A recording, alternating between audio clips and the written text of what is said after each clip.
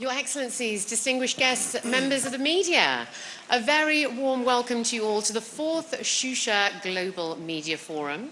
And first and foremost, we must extend a huge thank you to the President of the Republic of Azerbaijan, His Excellency Ilham Aliyev. Thank you so much for being with us here today. Thank you for your patronage, and we're very much looking forward to a very open and honest conversation with you a little later on. Thank you. Well, the forum today brings together 160 guests from 53 countries, including representatives from 30 news agencies, over 60 media agencies, and 10 international organizations. And over the past 4 years, the forum has brought together nearly 600 media representatives from 81 countries. Some very impressive figures there. Mr. President, how does it feel to have the forum now in its 4th year? Well, first of all, it's a big honor to host such a distinguished audience here again in Azerbaijan and Karabakh in Shusha.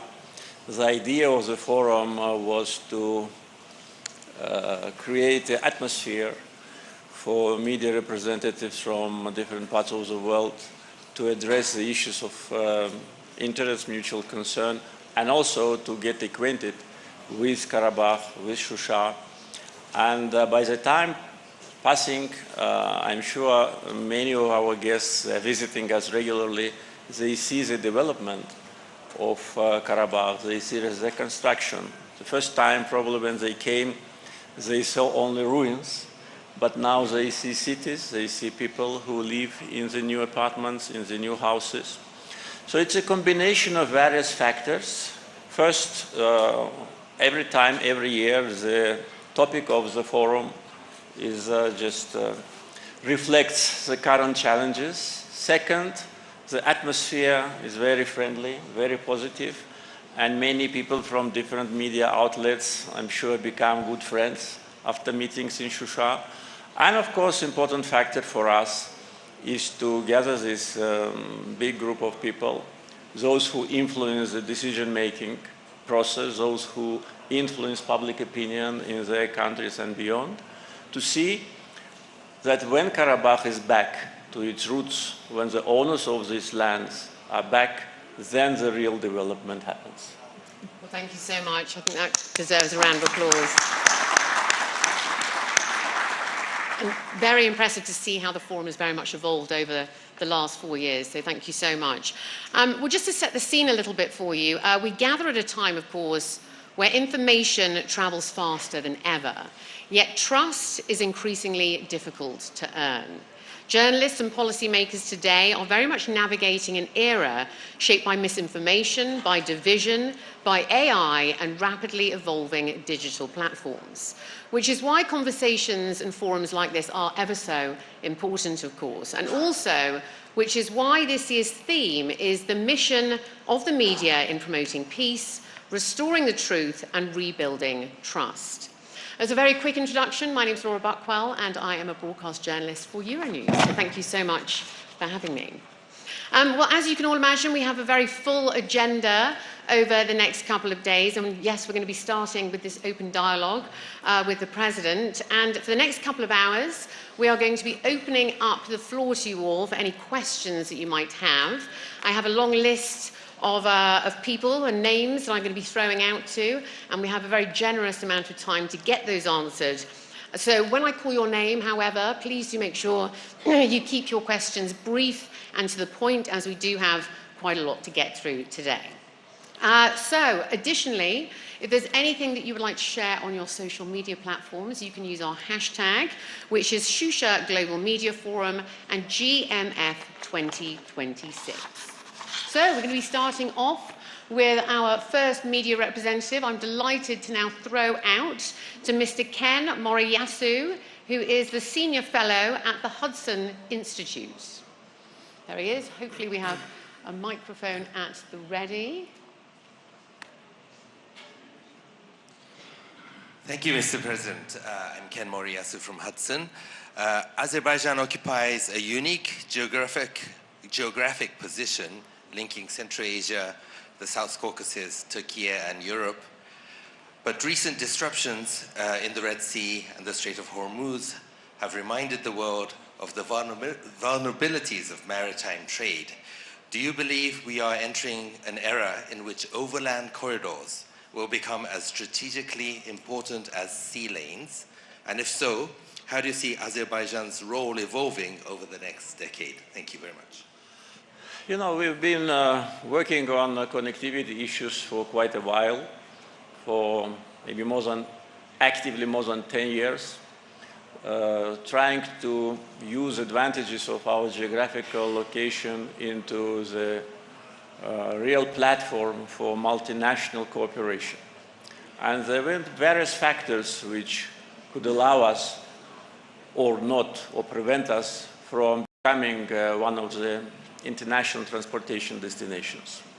First was the physical infrastructure, which was missing, and we had to build it, what has been done. Second, interaction with the neighbors, because without that, you will never become a transit country. If you have bad relations with your neighbors, it means that nothing will come back and forth. And also to establish the broad international cooperation on the vast geography of Eurasia, to the east and to the west, to the north and to the south from Azerbaijan, and to lead the process, as we did, for instance, in implementing our energy projects, where Azerbaijan was the initiator, main financial contributor, and organizer of a multinational cooperation, which today also helps many countries to tackle the issues of energy security. So the same approach we apply to connectivity, and as I said, physical infrastructure is done, and now we are only working on the issues how to expand it, because we did not expect that our geography will be so needed in recent times. Interaction with neighbors to the east and to the west are excellent, whether it's the countries of Central Asia or our immediate neighbors like Georgia and Turkey and Europe. And to connect all that, of course, we needed to initiate many steps that could enable the corridor to be efficient. Yes, situation in the Middle East now makes this corridor more attractive. And if only you looked at the flight radar map, during the hot period of standoff, you would see that a very narrow corridor was going through Azerbaijan. And the same can be applied to the maritime transportation across the Caspian and land transportation. So all these factors definitely increase the importance of Azerbaijan. And fortunately, we've been ready to handle a growing number of cargo. Now we are expanding our facilities. Our trade seaport, though it is now the biggest in the Caspian with 15 million tons, will be upgraded up to 25 million tons. We are now building 10 vessels at our shipyard in order to be able to evacuate cargoes from Europe and to Europe. Our close relations with countries of Central Asia and the European Commission, and situated just in the center, in the middle of these two destinations, really creates a big advantage. And of course, the policy of Azerbaijan, which was always aimed at cooperation, at addressing the concerns of our neighbors, and also them to be ready to address our concerns. And atmosphere, what I was talking about, atmosphere here in Shusha at the Media Forum is the same what we are trying to create, and I hope we managed to create among many international actors. Thanks so much. What a great question to start off our dialogue. Thank you so much once again to Mr. Ken Moriyasu. Thank you. We now move over to Mr. Yusuf Ozhan, who is the Vice President and Editor-in-Chief of Anadolu Agency. Yes, please do get a microphone over if we have one, just here in the second front row. There we go.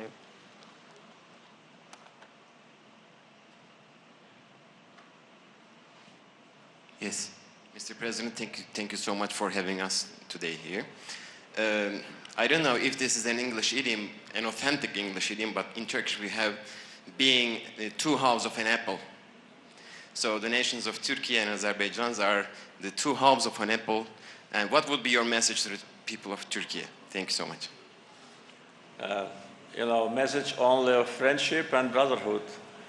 Turkey and Azerbaijan, two countries, I think to my mind, and I am sure that people in Turkey and Azerbaijan share this view, are the closest among all the countries of the world. If you look to the level of cooperation, political, economic, energy, connectivity, people to people, you will see that probably no other two countries in the world are so close to each other, are so supportive to each other, and friendly to each other than Turkey and Azerbaijan. And this is a big asset for our peoples, for our countries. Together we are much stronger. This is also an important factor of regional stability and cooperation, including what I was just elaborating on, connectivity. And this is an important factor of security, because here in Shusha, 5 years ago, President of Turkey and myself signed the Shusha Declaration, which actually elevated our relations to the level of alliance. So we are not only brothers and friends, we are allies. And if something unfortunate or bad happens to one of us, another will be with all its potential, including military, to defend our brothers. And this really is a very rare case when we see that ethnic roots, common culture, and common history creates a platform for countries to be so close politically. I'm sure you know many cases where the same, relatively same roots and same linguistic, vocabulary does not create the platform. On the contrary, people who sometimes speak almost the same language fight with each other. People who share the same religion kill each other. And therefore, the example of Turkey and Azerbaijan is one which should be examined and followed by neighbors. The neighbors should behave exactly as Turkey and Azerbaijan. Thank you so much. A wonderful question again, and an impressive statement there from the President. Thank you so much. Moving on now, we have Mr. Christian Augustin Niculescu Tagales, who is the senator, lawyer, member of the Parliamentary Friendship Group with Azerbaijan, Romania. Excellency, I would like to confess that this is my third visit to Azerbaijan, and last year at the same time I had the privilege of climbing Heydar Peak, one of the highest and most beautiful mountain peaks of your wonderful country. I am impressed not only by Azerbaijan's natural beauty, but also by the remarkable progress your country is making in multiple areas, such as innovation, digital governance, and renewable energies. In recent years, Azerbaijan has gone through a remarkable process of developing, of strengthening its strategic position on a regional and international level. And the relationship of the European Union is an extremely pragmatic one, focusing on energy security, regional connectivity, and trade. By liberating its occupied territories, Azerbaijan has restored its territorial integrity with its internationally recognized borders, and this achievement, Mr. President, was based on your leadership in resolving this issue. You have also positioned Azerbaijan as one of the key regional actors, your country being a relevant member of the international stage. Throughout its active involvement, it's contributed to cooperation, promoting dialogue, and building bridges between regions. At the same time, the relationship of the Azerbaijani Parliament with the Parliamentary Assembly of the Council of Europe, of which I am a member, is one that requires a revival given that, for various reasons, a deadlock has been reached, which unfortunately had the effect of withdrawing the Azerbaijani delegation from the Parliamentary Assembly of Council of Europe for the time being.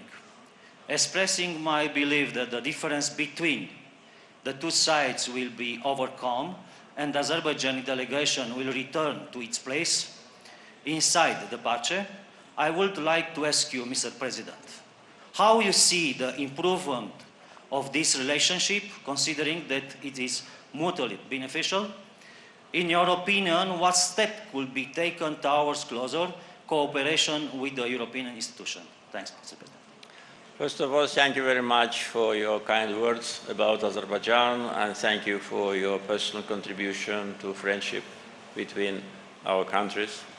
You mentioned several important moments in our relations with European institutions, including European Commission and the Parliamentary Assembly of the Council of Europe. And as you know, there's a big difference between relations with one and another. With European Commission, though we had not an easy times during the previous Commission, especially due to the destructive role of the former head of European diplomacy, Mr. Borrell, who actually almost ruined relations between European Commission and Azerbaijan. And now it's obvious why, because he was strongly engaged by some corrupt figures, including former judge of International Court, Mr. Ocampo, who in his comments publicly acknowledged that Mr. Borrell was on his payroll. And the money for Mr. Ocampo was coming from a Russian-Armenian oligarch who is now under house arrest in Armenia. So it's a big chain of anti-Azerbaijani group which existed in the European Commission. But it's good that Mr. Borrell is now out of politics, hopefully forever. And with the new Commission, our relations started to improve, especially after we've seen that there is a big mutual demand for reset. And we supported that. I can just tell you that during several months of this year, we had several important visits from Brussels. On March, the President of European Council, Mr. Costa. On May, Head of European Diplomacy, Madam Kallas. And July, President of European Commission, Madam Ursula von der Leyen. And in public comments of them and myself, everyone can see that both sides are satisfied with the level of cooperation, and the areas of partnership which you described, of course, are important, but not only. Our bilateral framework is much broader. With respect to Parliamentary Assembly of Council of Europe, unfortunately, we see absolutely different picture. And I personally regret that, because I was the first head of Azerbaijani delegation when I was member of parliament in 2001. And for 2 years, I was working there. And as you know, there are 4 sessions throughout the year. So for me, it's not a pleasant situation that it happened.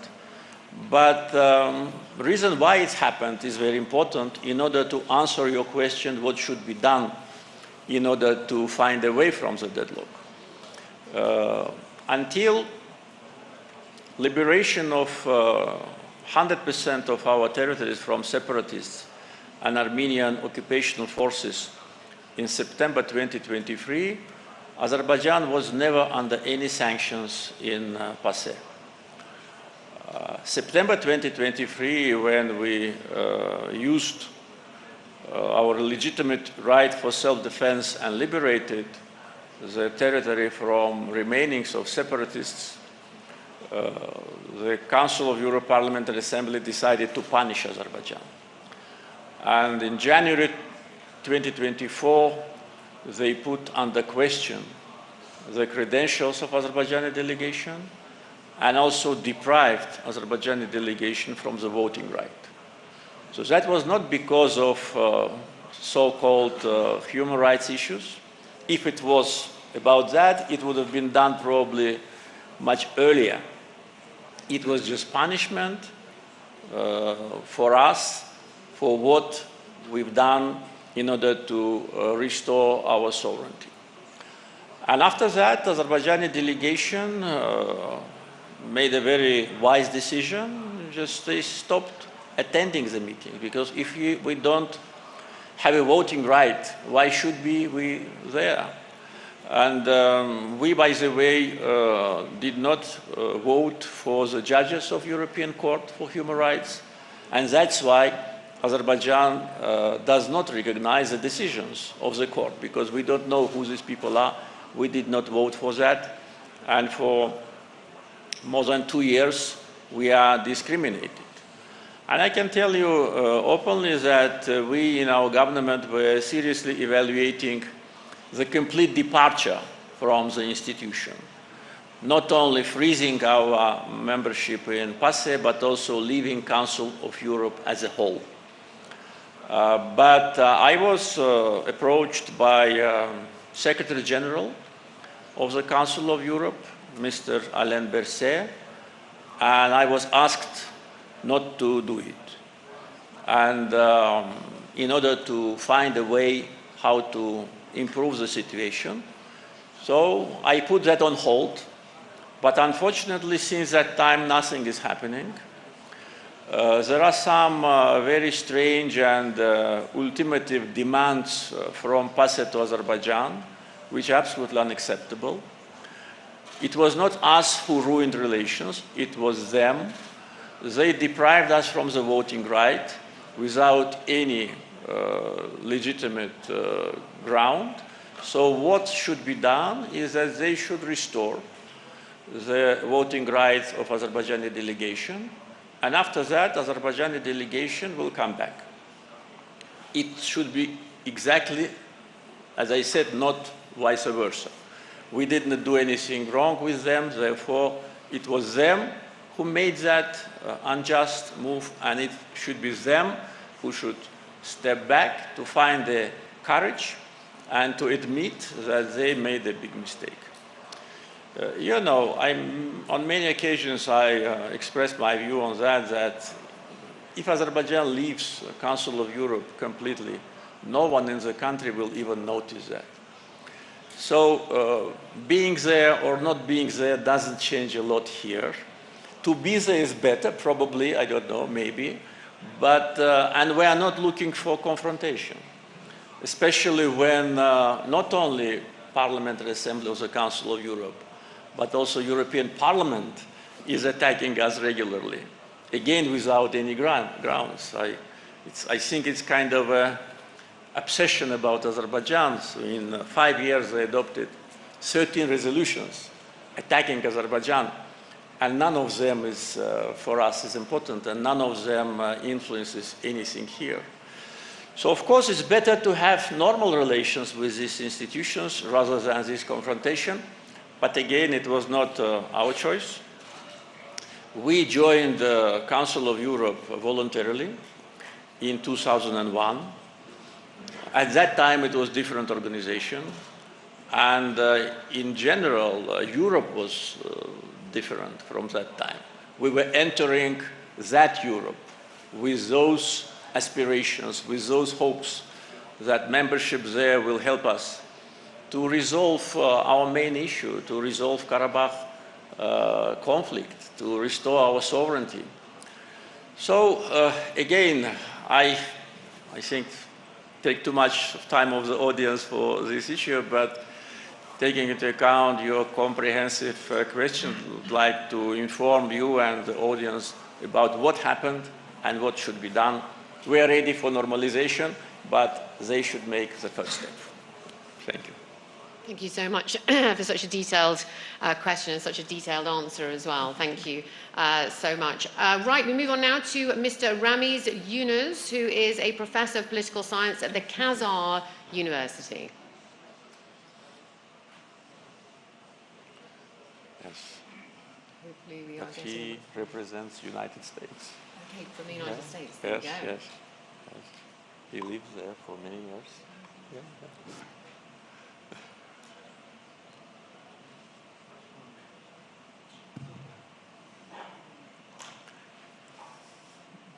Dear Mr. President, it's a great honor for me to meet you once again in the Karabakh region of Azerbaijan.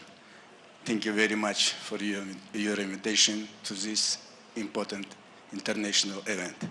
I have two questions. My first question about relationship between Azerbaijan and the United States. Mr. President, the 907 amendment against Azerbaijan was adopted by the US Congress more than 30 years ago.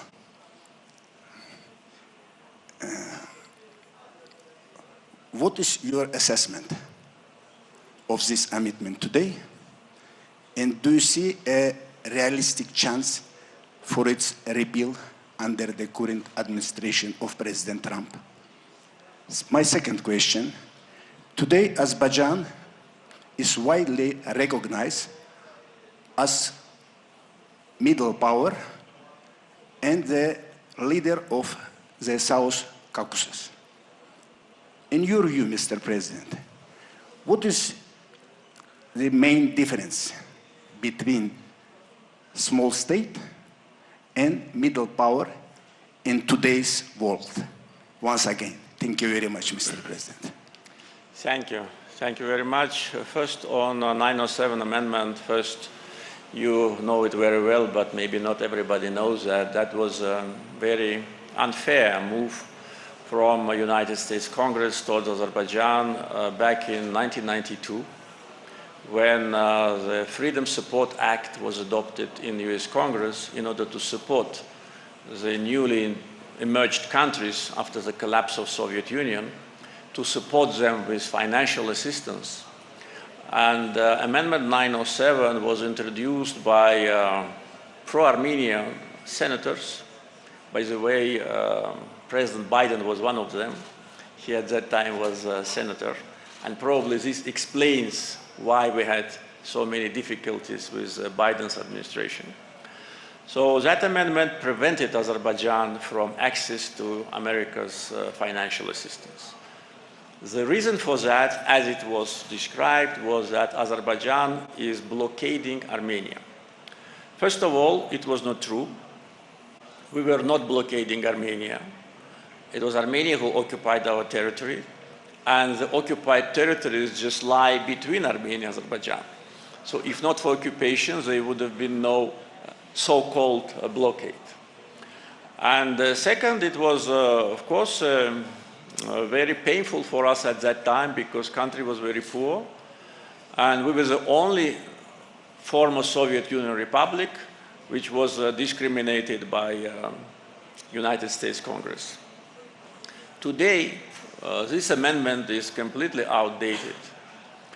First, because Azerbaijan and Armenia initialed a peace agreement in the White House in the presence of President Trump. Second, Azerbaijan unilaterally lifted all the transit restrictions to Armenia. And now, since we did it, more than 40,000 tons of different cargo was transported to Armenia from Russia, from Kazakhstan, and from other destinations. Moreover, Azerbaijan itself started to supply oil products to Armenia, and it's already, as far as I remember, more than 10,000 tons, especially now when many countries are suffering from access to the source of fuel. Armenia has a reliable source as Azerbaijan. If not for that, probably today they would have been looking for gasoline and diesel all over the world. So this once again demonstrates that this amendment is completely outdated and should be repealed completely. But unfortunately, despite the firm position of President Trump, and by the way, during our meeting last August in Washington, in White House, President Trump signed a waiver in my presence of this amendment for 1 year. And it doesn't work now, but its symbolic meaning, its political meaning is still there. And I think the sooner this amendment is totally repealed by the Congress, the better for all of us. For Azerbaijan, because we will not be any longer discriminated, and for US Congress, which will demonstrate responsibility and will demonstrate the ability to admit the mistakes and also to act in accordance with the current geopolitical situation. So we hope that it will happen, but nevertheless, I can tell you that with today's administration, this Amendment 907 doesn't play any negative role. You asked about relations between the United States and Azerbaijan. I would say relations between Trump's administration and Azerbaijan are excellent. And we are very glad that really these relations elevated to a level of strategic partnership. And my historic meeting with President Trump last August in Washington, and then our meeting in Davos in January this year, invitation to Azerbaijan to be a founding member of the Board of Peace initiated by President Trump, visit of Vice President J.D. Vance, signing in Baku with Vice President a joint declaration on establishing of strategic partnership, and many other factors demonstrate that relations now at the peak level, unprecedented level, which we never had before. And today we are working actively to implement all the provisions of the Strategic Partnership Declaration, particularly those working groups which have been established are working very actively on trade and investments, on digital transformation and AI, on energy security and connectivity, on defense and defense sales. And the United States lifted all the embargoes on supply of weapons to Azerbaijan. And right after that, the same was done by United Kingdom and by members of the European Union. So this, I think, characterizes very well the spirit of our bilateral relations, the form, and also the potential for the future. With respect to your second question about middle power, yes, I read some analytic articles, and also I'm aware about some opinion of experts about Azerbaijan became a middle power. Though I think the gathering like this can also help to identify exactly what are the criteria for the country to be named middle power. There can be various criteria, and one single criteria has not yet been elaborated. But to my mind, this terminology means the recognition of the country's potential, its ability to defend its national interests, regardless what big powers think or do, ability to resist with all your potential when someone wants to hurt you, definitely defense capability, and not only a defense capability which is demonstrated on the military parades, but on the battlefield. And of course, one of the important factors to my mind is ability to influence with your only word or with your only statement to events which are happening beyond your boundaries. And Azerbaijan demonstrated that on many occasions. And also I think one of the factors which can be applied to this terminology is responsibility. Responsibility for what is happening inside your country, and responsibility to a certain degree for the whole region. And I think, and probably the team will also add to to these criteria later, but I think all what I mentioned can be applied to Azerbaijan, and probably that's why many experts call us middle power, and I don't mind, frankly speaking. Another great question, and yes, a lot to take away from that, so thank you so much. Moving on now, we have Dr. Zaid Al-Nasewa, who is the Secretary General of the Ministry of Government Communication, Jordan. شكرا فخامة الرئيس على الفرصة التي أتيحت لنا للمشاركة بالنسخة الرابعة من هذا المنتدى العالمي المهم. سأعود بطبيعة الحال لبلدي الأردن وأحمل أجمل الانطباعات عن هذا البلد الجميل الذي يتطور بشكل كبير وعن شعبه الكريم المضياف المبتسم دائما.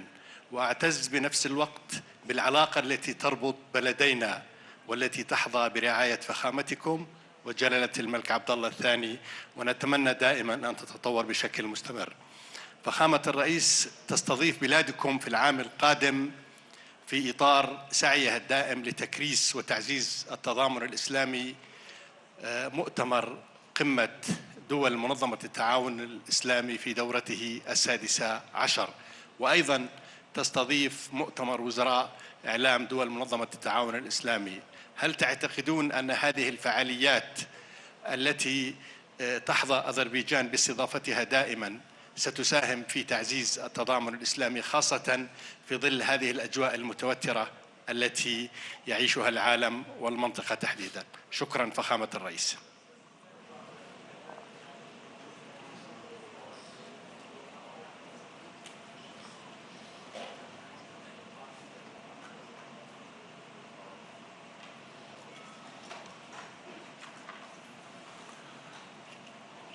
Yes, as you mentioned, our relations with His Majesty the King are brotherly relations, and relations between our countries also are very close. You probably know that just a couple of days ago I hosted the Minister of Foreign Affairs, Deputy Prime Minister of Jordan, who had extensive talks with his colleague, and then we also exchanged views during our meeting about the future development of our relations and also regional security and regional challenges. So I'm sure that relations between Jordan and Azerbaijan will successfully continue in the future, because there is a big already scope of work has been done. You're absolutely right. Next year we will host a summit of Islamic Cooperation Organization. It's a big responsibility for us, especially at these turbulent times.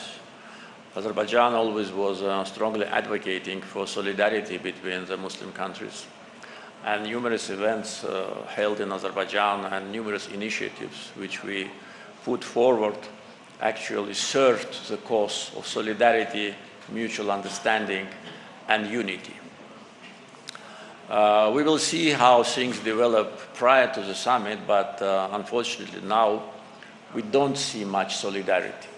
On the contrary, we see aggravation of tensions, we see mutual accusations, we see wars in different parts of the world, not only in the Middle East and Gulf. And this is very disappointing because solidarity within Islamic Cooperation Organization, I think, is a main factor for security and stability.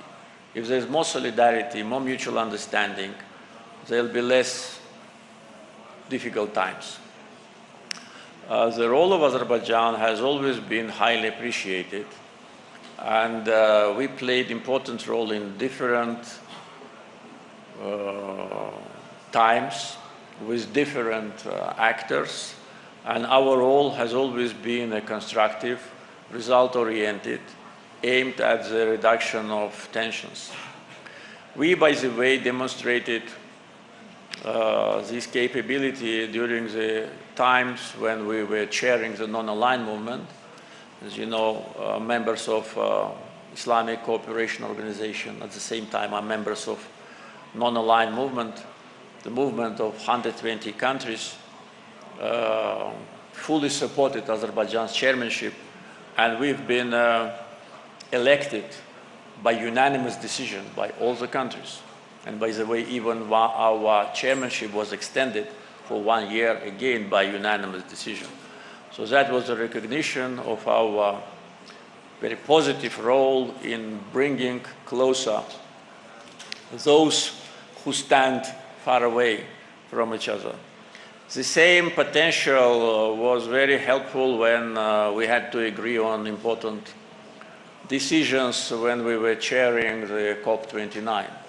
That was even more difficult because there were very contradictory views and opinions and clashes. But again, it happened. So COP29's legacy today is an important factor for all the future COPs and the green agenda. So we will use all our capacity in our possession during the time prior to the summit and at the summit to demonstrate this unity. We will do our best. To what degree we will succeed, it's difficult to say. And what will be the world and our region look like next summer, also difficult to say. But hopefully countries like Jordan, like Azerbaijan, countries, like-minded countries, whose agenda is peace, stability, security, will join the efforts in order to have good results. Thank you so much. Right, moving on, we go over to my colleague and boss, in fact, Jane Witherspoon, Managing Editor of the Middle East, Central Asia and South Caucasus at Euronews. Over to Jane. Thank you, Laura. Mr. President, always a pleasure to be here in Shusha joining you. Thank you once again for inviting us to be part of this wonderful event. You just spoke earlier about recent visits here to Azerbaijan from Ursula von der Leyen and, of course, Antonio Costa. With regards to gas exports, we see that Azerbaijan now supplies 16 countries, 14 of those are in Europe, and now that you're supplying to both Austria and Germany. Why are those two countries so important? And secondly, how do you see relations with the EU further developing? You said earlier, relationships like this are mutually beneficial. Thank you very much. Very glad to see you again. And thank you for being with us. Yes, we started to supply Germany and Austria this year. And this is a part of our overall strategy to expand our presence on global and particularly European gas market. European market is a premium market, the market with the best prices. Therefore, we are very interested to expand our capacity. Yes, we supply gas to 16 countries by pipelines, and we are #1 in the world with this geography of supplying by pipeline gas. And more to come. We still are in negotiations with some members of European Union, and in order to start supply and in order to increase the supply. So we have both requests. And in today's energy market situations, gas from a reliable source, from Azerbaijan, predictable source, and alternative source is more important than probably 10 years ago. We have potential to increase the production and export. Just months ago, we inaugurated the production from the new gas field, ACG deep gas, as we call it. And production from existing fields will grow based on the working program and based on the investment portfolio. Plus, a lot is being done on renewables, and renewables are already saving us a lot of gas and will save us even more because by 2032, we plan to have 8 gigawatt from renewable sources, and that will save us several billion cubic meters of gas, which today we use to produce electricity. So all that will be also available to the consumers. So we have these two important factors: gas, its production profile growing, and market. So we need to fix and to upgrade what is in between, particularly the transportation infrastructure. Our gas infrastructure was designed and built based on a scenario which was before 2022 Russian-Ukrainian war. And the capacity of the pipeline was built based on our production profile, the forecast profile, and our strategy with what speed to extract gas from the fields, because it can be extracted in 10 years or in 100 years.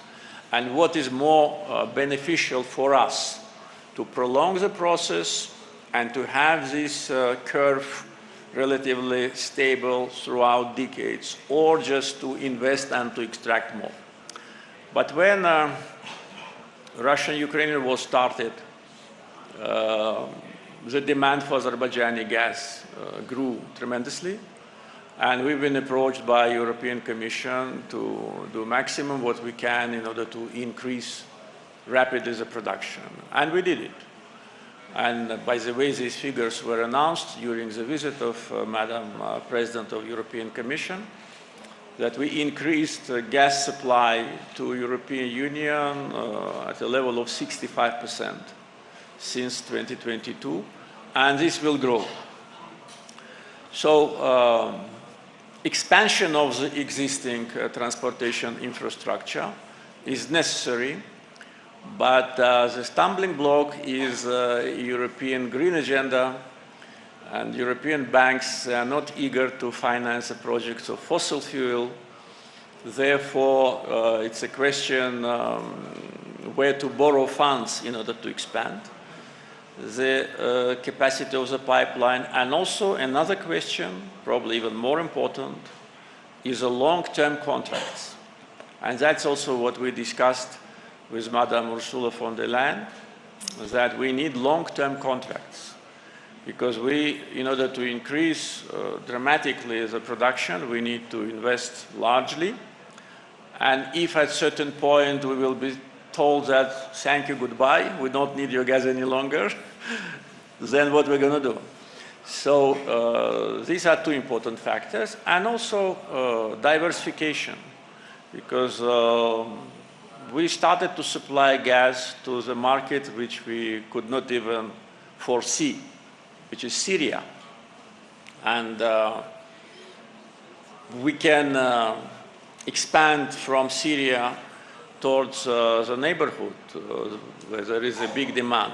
So for us, very important in relations with European partners to have a long-term contracts, and also to work jointly on the expansion of the existing gas transportation system.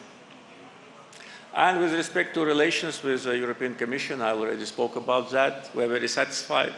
And I think that this frequency of the visits of high representatives and leaders of European Commission, I think is also unprecedented, because since March to July, we had President of European Council, President of European Commission, and Head of European Diplomacy. And all the visits went pretty well, with very good results and very detailed discussions, not only on our bilateral issues, but on global, what's happening on the global agenda. And welcome back, Jane, to Karabakh. Thank you. Thank you so much, and thank you so much, yes, for such a detailed answer there. Again, so, right, we move on now to Mr. Joshua Klein, Chief Investigative Reporter covering US politics and Middle East affairs from Breitbart News. Joshua Klein. Just over here, and hopefully we'll get a microphone over in just a moment.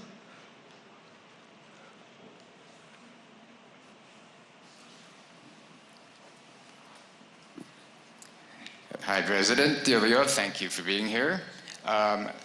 President Aliyev, President Trump has repeatedly argued that American strength and diplomacy helped reshape the South Caucasus. From your perspective, What did President Trump do differently from previous U.S. administrations that made peace possible? And where do you see the U.S.-Azerbaijani relationship heading in the years ahead? Thank you.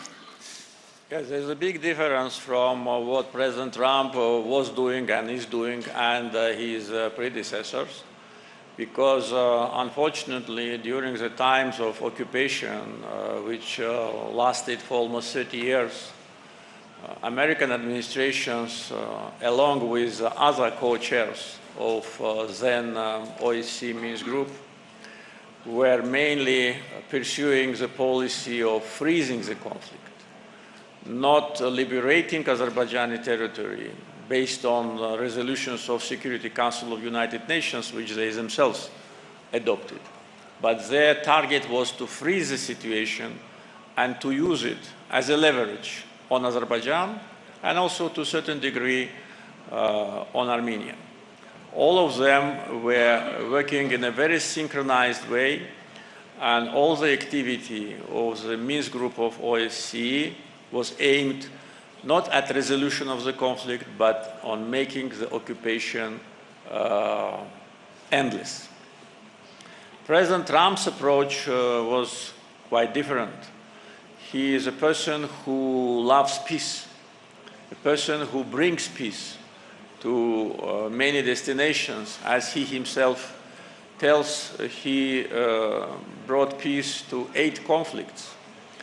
And this is his character, this is his vision and his policy. So in our case, his role was very important when Azerbaijan and Armenia were in the final stage of negotiations on a peace agreement. President Trump and his team, they stepped in, and they created such a framework that peace became possible. They totally understood our concerns with respect to peace. They clearly understood the necessity for Zangezur corridor, which will connect Azerbaijan with its Nakhchivan exclave. And they worked very efficiently also in order to persuade Armenia that they need this peace also. And that historic meeting in the White House, when Armenian Prime Minister, President Trump, and myself signed joint declaration, and also in the presence of President Trump, ministers of foreign affairs of both countries initialed peace agreement. As I said, President Trump, in my presence, signed a waiver on the restriction and sanctions. And also we signed a document to establish the joint working group to elaborate in 6 months strategic partnership agreement, and exactly in 6 months it was done. In my experience, for the first time, American officials kept their word so strictly. So from August to February, and then Vice President Vance came to Baku and we signed the Strategic Partnership Declaration. So this is amazing. This is unbelievable. This is something which we could only dream about. We always wanted to have good relations with the United States. But because of Armenian lobby and other stereotypes, because of misperception of Azerbaijan and underestimation of Azerbaijan and its capacity, it did not work. And as I said, when President Biden was senator, he was one of the initiators to sanction Azerbaijan. And that was his vision towards the region. The region divided in conflicts and in confrontation, and it's easy always to achieve the goal. But President Trump's absolutely different character, different person. He wants peace, and he sees peace as an opportunity. And now when peace is already done between Azerbaijan and Armenia, a lot of opportunities. Now, TRIP, he gave his name to the corridor which connects Azerbaijan with Nakhchivan exclave. And as far as we got information, practical works on the ground will start hopefully this year. So this will change completely the connectivity map of the region. This will lead to security in the Southern Caucasus. We need that badly. And this will lead to cooperation in the Southern Caucasus in good spirit. So we are very grateful to President Trump, himself personally, his team, Steve Witkoff, Ariel Lightstone, the persons whom I particularly want to name because they played crucial role in, together with the President, in bringing Azerbaijan and Armenia to peace. Thank you so much for your question. Right, we move on now to the head of public sector and NFP sales at LinkedIn for the EMEA and Latin America regions, Mr. Seamus Clancy, who is with us here today. Thank you. Good morning, Mr. President. So I'm Seamus Clancy. I lead the government business for LinkedIn. We've recently centralized our Central Asian operations here in Azerbaijan through our local partner, the HR Institute. I've been working with the Azerbaijan government, ASCON, UBUK, ABB Bank for the last 2 years or so, and I've noticed the inspiration to diversify the economy. So I have a question. In your opinion, what's the number one thing the country needs to focus on from a worker and the people of the country's point of view, and how does a vendor like LinkedIn or a partner like LinkedIn join you on that journey? Partner like whom, sorry? LinkedIn. Well, we have quite a number of issues on our agenda. It's difficult to name it 1, 2, 3, 4. Agenda is global agenda is development, sustainable development, of course, reconstruction, restoration of Karabakh, finalization of all our projects which will lead to new transportation routes, and connectivity is one of them. One of the main topics on our agenda is digital transformation and development of AI. And I issued relatively recently a special decree establishing a commission, a joint working group, a council to address these issues. Energy security definitely will continue to dominate the global trends, though we can consider this for the country as a done business, but as I said, demand for our energy resources will grow, including renewables. We have a huge potential of renewables. Only here in Karabakh, we already commissioned 340 megawatt of hydro and 340 of sun. Solar will be done in 1 year, finished. So export of electric energy to European market is one of the main topics on our agenda, because again, European market needs additional resources. We have extra capacity.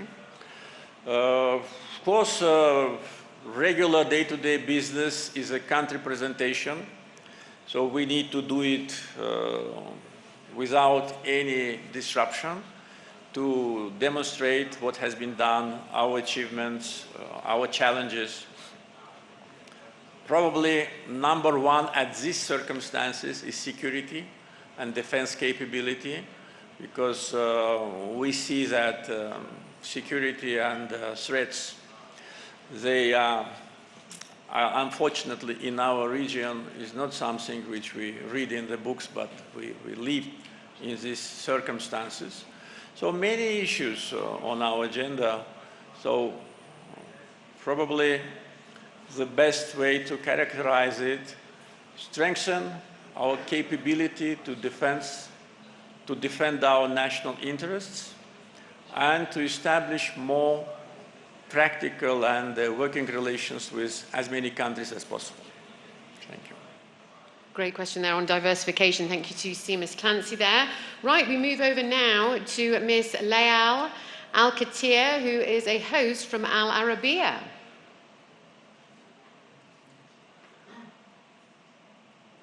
I'm hoping is here with us, and we'll make sure we get you a microphone. Do we have Ms. Layal Al-Katir with us? Yes.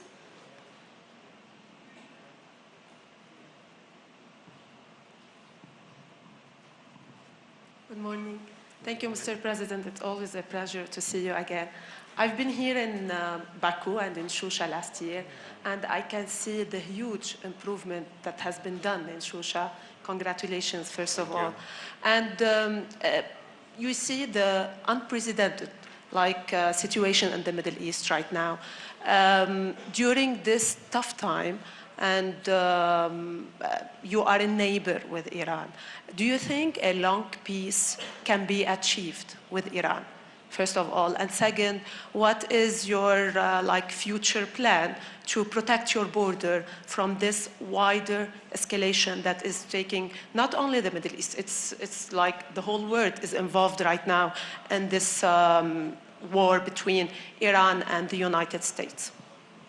Thank you very much. Very glad to see you again. Thank you for coming. And of course, we are situated just in the center of wars. We have one neighbor which is at war to the north and one neighbor at war to the south, and we're just in between. And of course, it's a great concern to protect our country and to facilitate, if possible, into the finding a peace solution.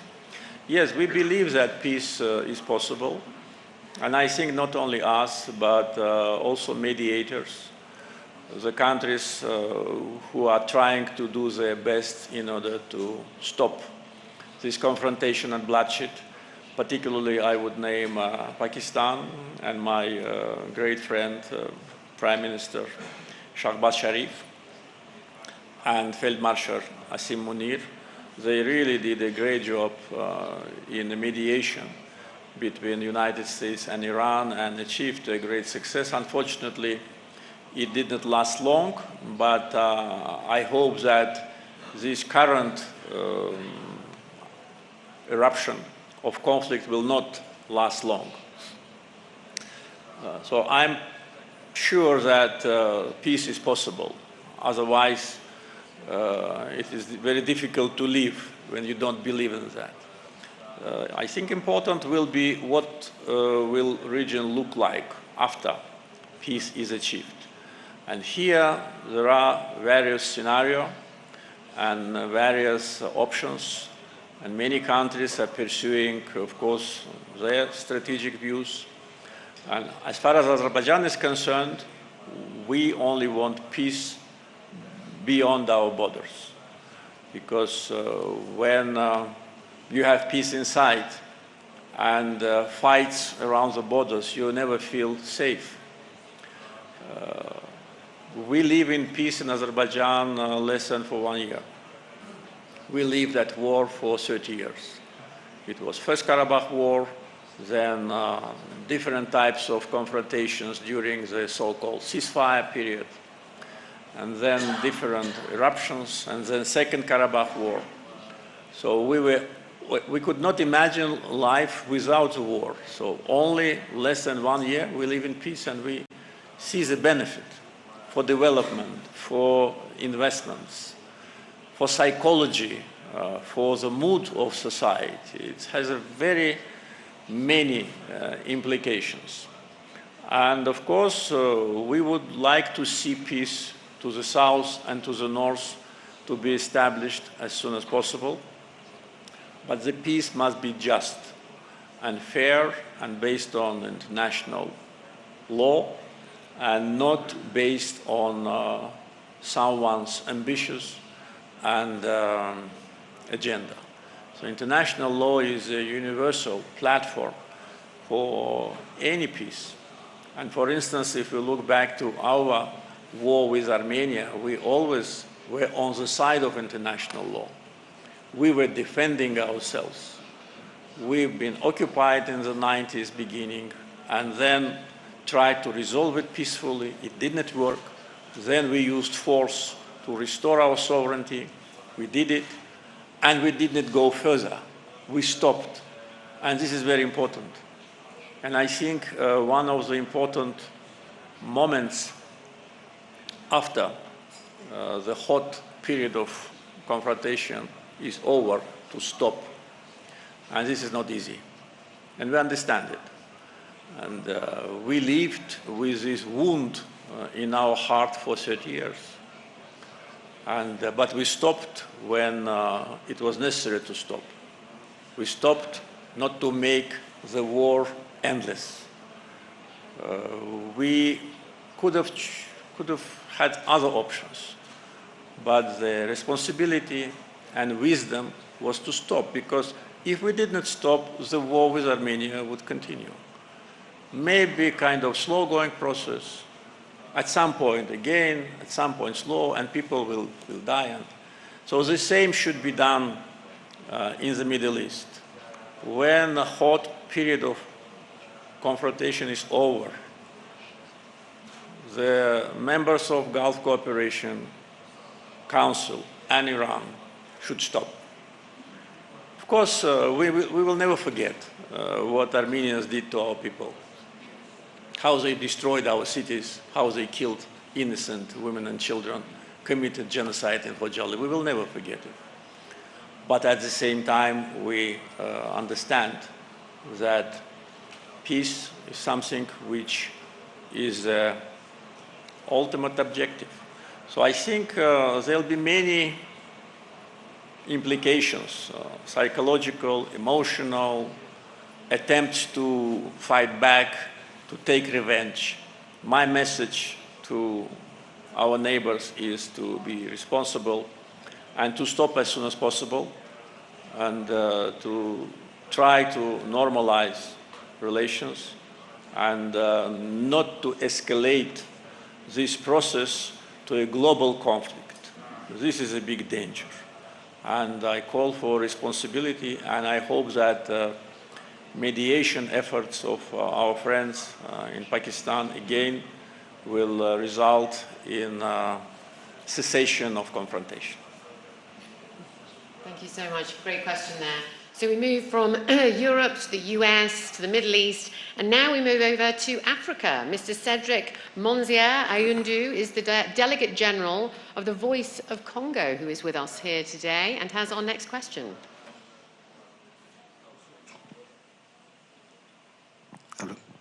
Monsieur le Président, je suis Cédric Aoundou de Voice of Congo en République démocratique du Congo. Je tiens à exprimer ma sincère gratitude à l'Azerbaïdjan et au Bakou Initiative Group pour avoir offert une plateforme internationale aux peuples et aux communautés dont les voix sont souvent marginalisées, déformées ou exclues de l'agenda médiatique mondial. Et la France s'est longtemps présentée comme un champion de la démocratie, des droits de l'homme et de la liberté d'expression. Pourtant, dans ces territoires d'outre-mer et dans de nombreuses régions encore marquées par son héritage colonial, les communautés locales continuent de rencontrer de sérieuses difficultés pour faire attendre leur réalité. Leurs revendications en faveur de la dignité, de l'identité culturelle, des droits politiques et de l'autodétermination sont souvent filtrées à travers des récits dominants, tandis que les voix indépendantes sont rejetées. De plus, ceux qui cherchent à soutenir ces communautés et à coopérer avec des initiatives telles que le Bakou Initiative Group sont parfois injustement qualifiés de combats hybrides, simplement parce qu'ils remettent en question les récits coloniaux établis et portent à l'attention internationale les vérités dérangeantes. Voici ma question. Dans le monde d'aujourd'hui, le contrôle de l'information peut être aussi puissant que les contrôles politiques ou économiques. Selon vous, Monsieur le Président, comment les représentants de médias indépendants peuvent-ils remettre en question le récit coloniaux et néocoloniaux sans se limiter à y réagir, mais au contraire construire une voie internationale plus puissante et plus crédible pour le peuple dont le droit, l'histoire et les aspirations ont longtemps été déformés ou réduits au silence? Merci. Thank you. You know, when we were adopted to the Council of Europe, as already I said, I was the first head of Azerbaijan delegation and came to Strasbourg. And one of the first things our delegation heard from the leadership is that human rights cannot be an internal issue for any country. So we were good students and we learned that. And now when Baku Initiative Group raises the issue of colonial inequality or colonial rule, they've been accused, and not only they, but even Azerbaijani government is being accused for interfering into internal affairs of France. We are not, because issues of human rights are universal issues, and the Baku Initiative Group is an NGO, maybe the first and the most efficient, which brings this issue to the global agenda. Because for many years, so-called overseas territories of France, which are de facto the colonies, were under suppression. Different illegal things were taking place there, including nuclear tests. How many nuclear tests were held in Polynesia? Maybe 100, or maybe 200, or maybe more. And so many people were affected by that. So many people lost their lives, lost their health. And when Baku Initiative Group raises this issue, unfortunately, is unfairly accused of some kind of hybrid war. This is absolutely unfair. I think the role of independent media is very important. You touched upon a very important issue. For many years, those very low voices which were heard about the problems in New Caledonia and Polynesia, in many other, in Martin and other, they were suppressed by the Consolidated Attack Task Force. They were suppressed, they've been blackmailed. And even I was informed that some of the participants to the international events held by Baku Initiative Group were detained. They were detained, by the way, in Switzerland, and not only in France. Some of them were put to prison. And these people are talking about human rights, are trying to teach the world what is democracy. So, boomerang is a very efficient weapon. You have to take it into account. I mean, those who wanted to attack Azerbaijan underestimated us. But again, this issue is far beyond the activity of Baku Initiative Group. I think important role of media, exactly what you said, once again, thank you for that, is important. So media should find enough courage, I would say, to act against this colonialism. Because it's not about our relations with France. Our relations with France, yes, they were to a certain degree damaged by France's position on our sovereignty and the decision made in France, like recognition of so-called Nagorno-Karabakh Republic. Even now they have a so-called embassy of non-existing Nagorno-Karabakh in France. But these are very small things. It's not about our relations with them. It's about the core issue of international behavior. You cannot in the 21st century have a colony which is situated 10,000 kilometers away from you, and people, they don't want you. People want to live their own life. There are much smaller countries, much smaller than New Caledonia or any other, which have statehood, which can have their voice in United Nations, which have their flag. Why should they don't have it? I think it's an important litmus test for countries, their attitude to this issue, and for civil society. And I think that if there are more groups like Baku Initiative Group in different parts of the world, they could create a kind of a coalition of these NGOs. And this coalition can be more vocal in addressing these issues. to put an end to this suppression. It's not only New Caledonia, it's a number of, even in Europe. Look at Corsica, it's just in the center of Europe. People want to have their own lives, they want to protect their language, they want their identity to be respected. They don't want to occupy the territory of France, they just want to live on the land of their ancestors with dignity and without any external rule, external domination. You know, one of the reasons why we are very sensitive to these issues, because we lived as a colony. We've been colonized in the 19th century and lived as a colony. And then when Soviet Union was established, we were not independent. We were part of Soviet Union. Republic, yes, but without any right. So we have it in our historical memory, what it is to be colonized and what it is to be free. And if you look at Azerbaijan, for instance, during the times of colonization in 19th century, in 20th century, and today's Azerbaijan, it's day and night. They only took our resources. Billion tons, not barrels, billion tons of oil was extracted from Azerbaijan. And when Soviet Union collapsed, we found ourselves without natural gas and without electricity.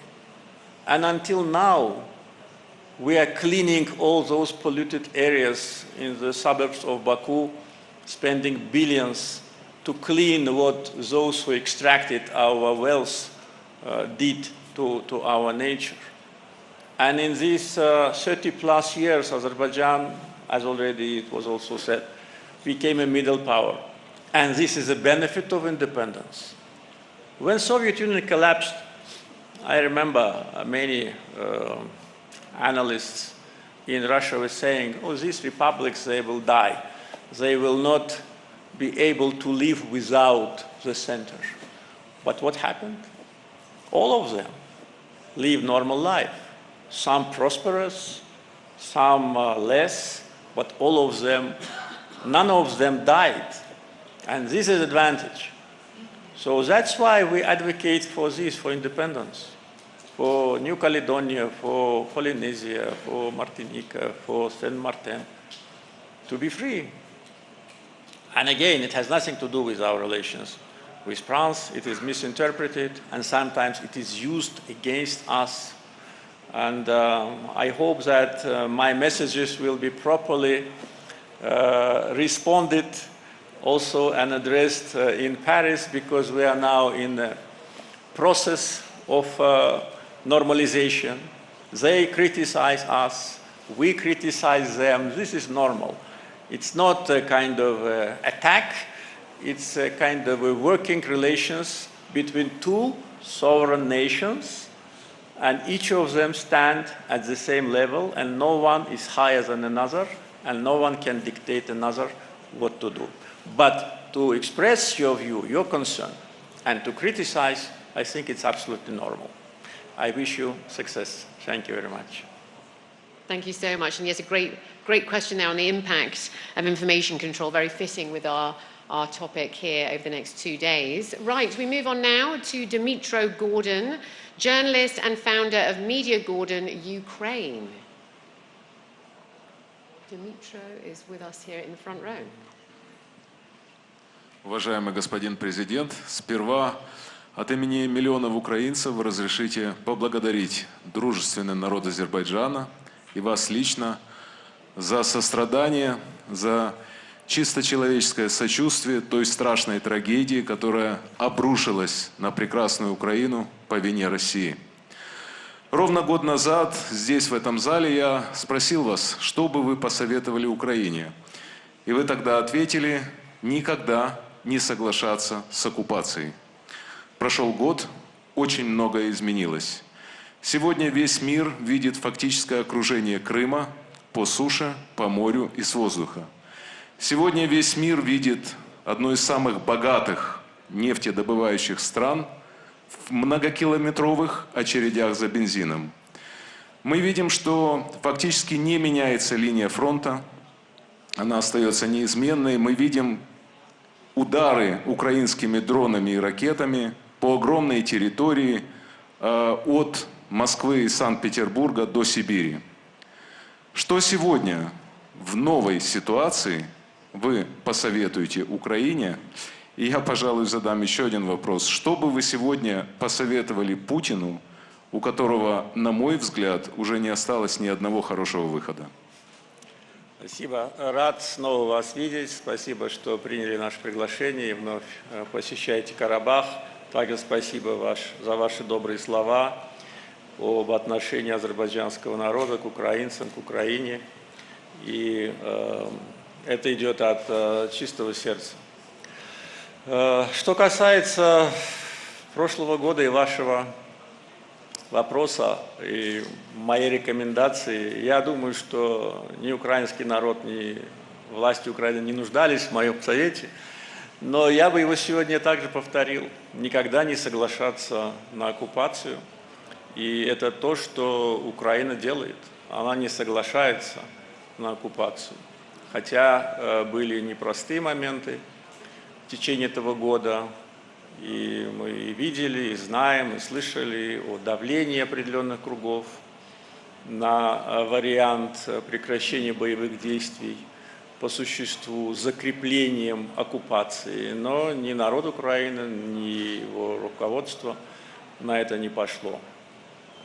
Что касается советов противоположной стороне, ну, если они меня спросят, я, конечно же, посоветую. Но сейчас, думаю, не совсем корректно было бы в рамках вашего вопроса эти советы давать. Но что касается моей оценки ситуации и перспектив продолжения военных действий, то она, я думаю, не сильно отличается от вашей. И думаю, что уже давно должно было прийти понимание того, что эта война должна быть остановлена. Причем остановлена немедленно. Это позиция Азербайджана, это моя позиция чисто человеческая. Человека, который возглавлял и возглавляет страну, которая была оккупирована и которая освободилась от оккупации. И опыт, вот, я думаю, достаточно редкий в истории, когда есть опыт и оккупации, и тоже попыток к принуждению, согласию на то, чтобы отдать, грубо говоря, Карабах. Ведь не раз я об этом говорил, эта Минская группа во главе с США, Францией и Россией, она только хотела отнять Карабах, и не только Карабах, то есть не только вот те административные границы бывшей Нагорно-Карабахской автономной области, но еще и всю территорию Лачинского района и Кельбеджарского района, и передать это Армении, чтобы мы на это согласились. И взамен на это нам обещали, что нам вернутся 5 районов, расположенные как бы к востоку от того, где мы находимся. Ну и никогда ни я и никто в Азербайджане на это бы не согласился. Но это же была консолидированная позиция 3 ведущих стран, во всяком случае, исходя из того, что они постоянные члены Совета Безопасности, я этот термин использую, мира.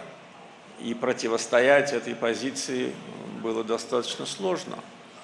И когда началась Вторая Карабахская война, все они требовали немедленно остановиться. Пугали, угрожали, звонили, некоторые очень назойливо, некоторые менее. Но все хотели, чтобы мы остановились, чтобы все осталось как есть. И на каком-то этапе нам некоторые предлагали, ну вот хорошо, Физули освободили, но остановитесь. Нам приходилось использовать различные дипломатические механизмы. Я посылал нашего министра иностранных дел на многочисленные встречи и в Москву, и в Вашингтон, и в Европу. Была цель не допустить, чтобы Азербайджан восстановил свои территории. Ну, эта цель не была достигнута, потому что волю народа сломить невозможно. И невозможно победить народ, который стремится к независимости, к сохранению своей идентичности. Невозможно поработить, невозможно навязать. Это понимание должно прийти. Тех, кто еще сегодня выступает за продолжение военных действий. Мне известна позиция президента Зеленского, и публично он об этом говорил. И когда он посещал нас в апреле, мы на эту тему с ним обстоятельно говорили. Прекращение военных действий немедленно по линии соприкосновения. Я не знаю, до какой степени это предложение еще актуально, мне трудно сказать. Но во всяком случае он его публично не отзывал. Поэтому думаю, что в любом случае, что касается позиции Азербайджана, она неизменна. Мы всегда поддерживали и поддерживаем, и будем поддерживать территориальную целостность Украины, ее суверенитет, нерушимость ее границ. Границы ни одного государства не могут быть изменены насильственно или же без согласия народа этой страны. И тут мы, естественно, в нашей позиции достаточно последовательны и тверды. Ну, а украинскому народу, как говорится, чем можем, мы всегда готовы помогать. Я на эту тему много говорить не хочу. Мы это делаем не для того, чтобы об этом говорить. Это просто тоже как-то идет от сердца. И государство, и, кстати, не только. И обычные люди, и коммерческие компании. То есть это единый такой вот порыв помочь тем, кто в беде, кто пострадал, чья территориальная целостность нарушена, и помочь, чем можем. Вам еще раз спасибо, что приехали к нам. Thank you so much. Another great question there. We move on now to Mr. Roman Gurovich, who is the CEO of Gurovich Communications, a global communications firm, who's also the honorary ambassador for the World Jewish Agency Sokhnut in Azerbaijan.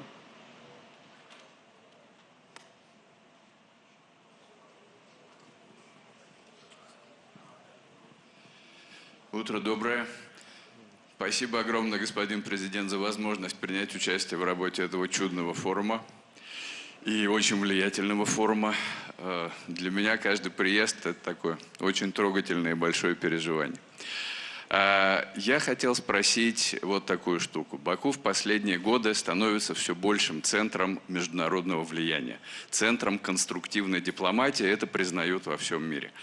Это относится не только к экономике, когда, так сказать, через Азербайджан идет Срединный путь и по морю, и по суше, и это развивается. Это и политика. Это когда лидеры стран совсем разных, которые не могут говорить друг с другом, они обращаются к Баку с просьбой, так сказать, как-то помочь им достичь какого-то результата. Такие страны, как Соединенные Штаты Америки, Иран, Израиль, Турция, Сирия. То есть они признают то, что Азербайджан может им помочь, может повлиять на решение каких-то принципиально важных вопросов. Вопрос он такой у меня. Что есть в земле Азербайджана? Что есть в политической культуре Азербайджана? Что есть в руководстве Азербайджана такого, что дает эту силу стране?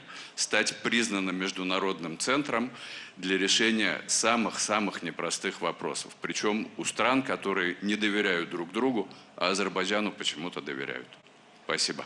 Спасибо за ваши слова. И в вопросе также прозвучала ваша оценка нашей роли. Ну, здесь наверняка ответ можно отвечать очень долго.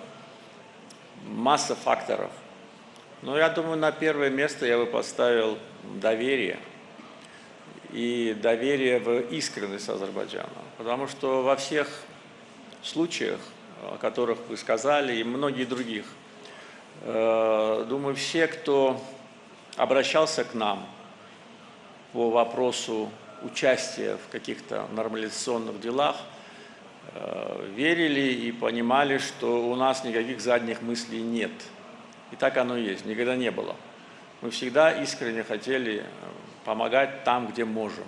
И это как бы линия поведения нашего государства, она достаточно устоялась. Если есть возможность помогать, надо помогать. Если нет, ну, значит нет. Было время, когда у нас не было возможности помогать. Сейчас эта возможность есть. И материально, и политически, и в других формах. Поэтому, думаю, доверие, то, что, во-первых, информация конфиденциальная никуда не утечет, и она никуда не утекает. Во всяком случае, если утекает, то не от нас. И второе, что искренняя вера в то, что мы будем честны со всеми теми, кто не может найти общий язык между собой. И таких случаев было много и в давней истории, и в недавней истории. Это, конечно же, очень радует. Это говорит о том, что у нас выстроены такие доверительные отношения, что они позволяют нам быть полезными для некоторых стран, с тем, чтобы просто обсудить какие-то важные вопросы и снизить напряженность. И это также становится тоже фактором региональной политики. Поэтому сегодня роль Азербайджана в региональных делах, как минимум в региональных делах, она, естественно, растет. И эта роль позитивная, она конструктивная. И мы будем и дальше делать все для того, чтобы там, где есть возможность оказать содействие, его обязательно оказать. Ну и, думаю, еще один фактор, который также важен, это то, что я уже, кстати, об этом чуть-чуть сказал. Вот движение неприсоединения 120 стран, и многие из них не очень друг друга любят, а некоторые даже и воюют. Но все они единогласно проголосовали за Азербайджан. Когда нас избирали, и спустя 3 года. Потому что когда избирали, ну, можно сказать, что там мы вели кампанию, рассказывали о себе хорошие вещи, но за 3 года мы все выполнили, что говорили. И через 3 года, когда были сложности с выбором нового председателя, к нам обратились, давайте продлим. И опять все единогласно.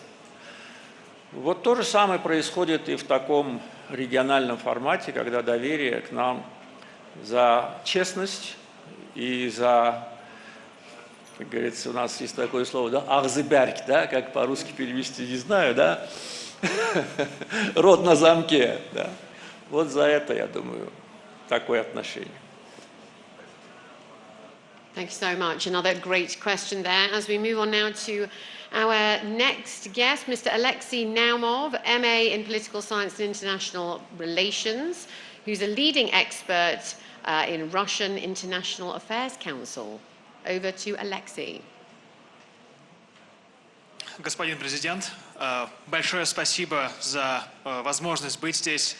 Это, наверное, мой 10-й визит в родной практически для меня Азербайджан и 2-й визит в Карабах. И восхитительно видеть преображение, которое происходит буквально за пару лет. Это буквально вдохновляет. Спасибо вам большое. Мой вопрос. Господин президент, вы неоднократно говорили, что отношения Азербайджана и России основаны на взаимной поддержке, взаимопонимании и дружбе. Президент Путин говорил тоже, что отношения с Азербайджаном сейчас хорошие, и несмотря на сложности объективные, которые были, есть основания считать, что они, к счастью, для наших народов преодолены. Господин президент, скажите, пожалуйста, какими вы видите отношения России и Азербайджана сегодня, и какой вы видите роль России в новом Южном Кавказе, который сейчас переживает один из важнейших этапов своего развития? Спасибо вам большое. Спасибо. Я хотел бы еще раз сказать, что мы ценим отношения с Россией, и также мы видели заявления официальных лиц Российской Федерации, включая президента Путина, в связи с тем, что отношения между нашими странами имеют очень позитивную динамику.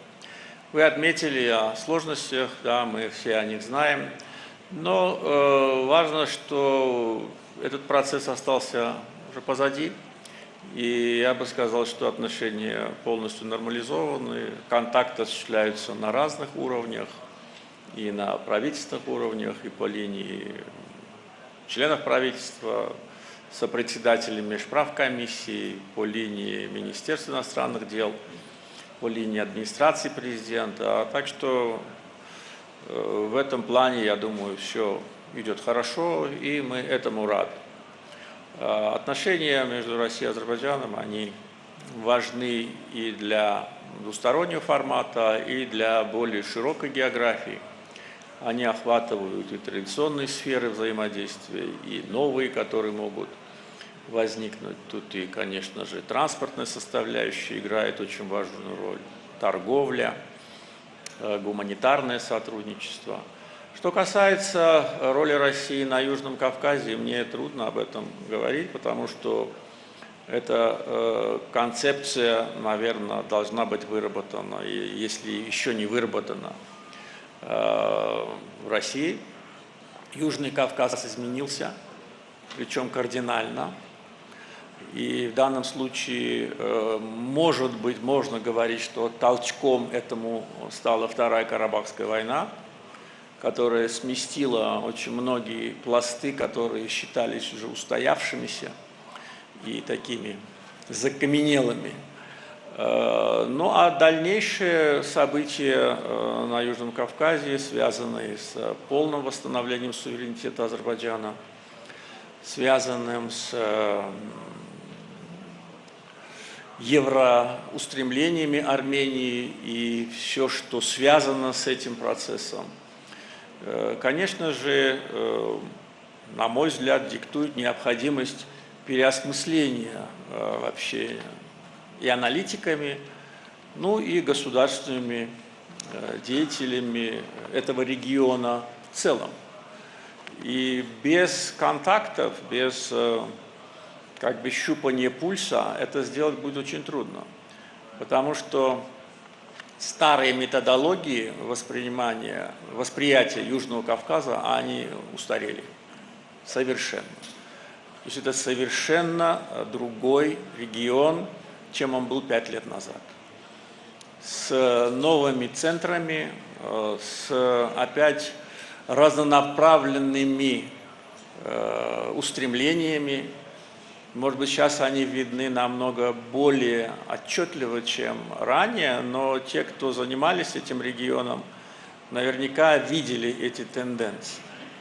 Поэтому для любого иностранного игрока выстраивание отношений с Южным Кавказом в целом это задача очень трудная, потому что это регион не консолидирован, он не интегрирован ни политически, ни экономически, ни транспортно. Мы находимся в таком начальном периоде.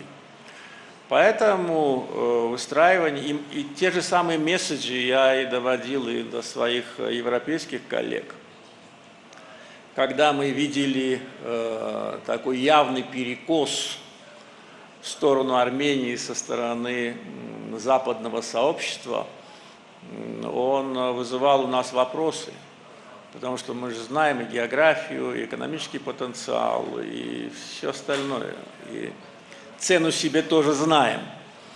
Но когда, ну, скажу так, Армения была представлена как чуть ли не главный транспортный хаб региона, это вызывало, конечно, большие вопросы. Да? Страна, которая не имеет вообще опыта транзитной страны, она вдруг становится, оказывается, главным хабом, просто непонятно, что проходит через. Вот это перекос, понимаете, этот перекос был, естественно, инспирирован политическими действиями, попытками переманивания. Вот от этого надо уходить всем. И не рассматривать Южный Кавказ как арену геополитической борьбы. Во всяком случае, в Азербайджане мы этого добились. Мы не позволили вовлечь нас в геополитические интриги, не позволили никому из внешних игроков используют нас в своих целях либо против другого, либо непонятно против кого.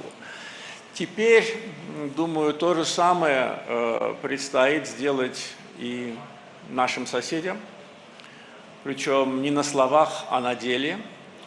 И всем тем, кто заинтересован в этом регионе, заинтересован, чтобы в регионе был мир и сотрудничество, нужно выстраивать индивидуальные форматы сотрудничества со всеми странами Южного Кавказа, тогда, когда процессы нормализации с Арменией будут завершены, когда начнется уже прямая транспортная связь между Азербайджаном и Арменией, не так, как сейчас, а напрямую, через Зангезурский коридор или через другие коридоры, когда политически Южный Кавказ будет готов к созданию какого-то трехстороннего формата, тогда будет другая ситуация. Пока ее нет. Думаю, что трезвая оценка потенциала каждой страны, его экономического, политического, военного, демографического и прочих потенциалов важна, с тем, чтобы акценты были правильно расставлены и не было потом разочарований в том, что опять поставили не на того. Ну и самое главное, чтобы все, кто хотят сотрудничать, чтобы они исходили в первую очередь из того, что это должен быть регион мира, взаимодействия и полностью свободен от геополитической конкуренции. Ну, настолько, насколько любой регион может быть свободен от него. Нет, нет, мы его, как говорится, инициировали, скажем так, в самом начале и исходили из того, что дела региона должны, этими делами должны заниматься страны региона. Но я думаю, что давно к этой теме, кстати, никто не возвращался, да, хорошо, что вы вспомнили об этом. Мы это инициировали как постконфликтная ситуация, с тем, чтобы добиться полного урегулирования и полного восстановления нашего суверенитета. Когда мы это инициировали, тогда еще часть Карабаха была под оккупацией. По мере того, как развивались события, и по мере того, как менялись альянсы со странами не южнокавказскими, с странами Южного Кавказа, естественно, и менялась и наша оценка формата этого сотрудничества.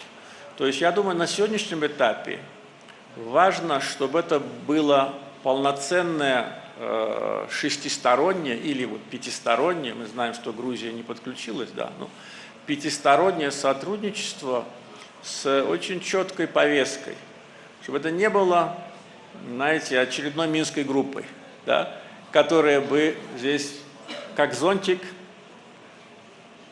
занималась бы вопросами Азербайджана и Армении. Нет. Мы должны заниматься вопросами всего региона. Россия, Иран, Турция, Армения, Азербайджан, равноправного. Вот эта концепция нами сейчас как бы считается основой. Если будет такое же восприятие в других столицах, то, я думаю, и пятисторонняя встреча, как минимум на уровне министров иностранных дел, будет востребована.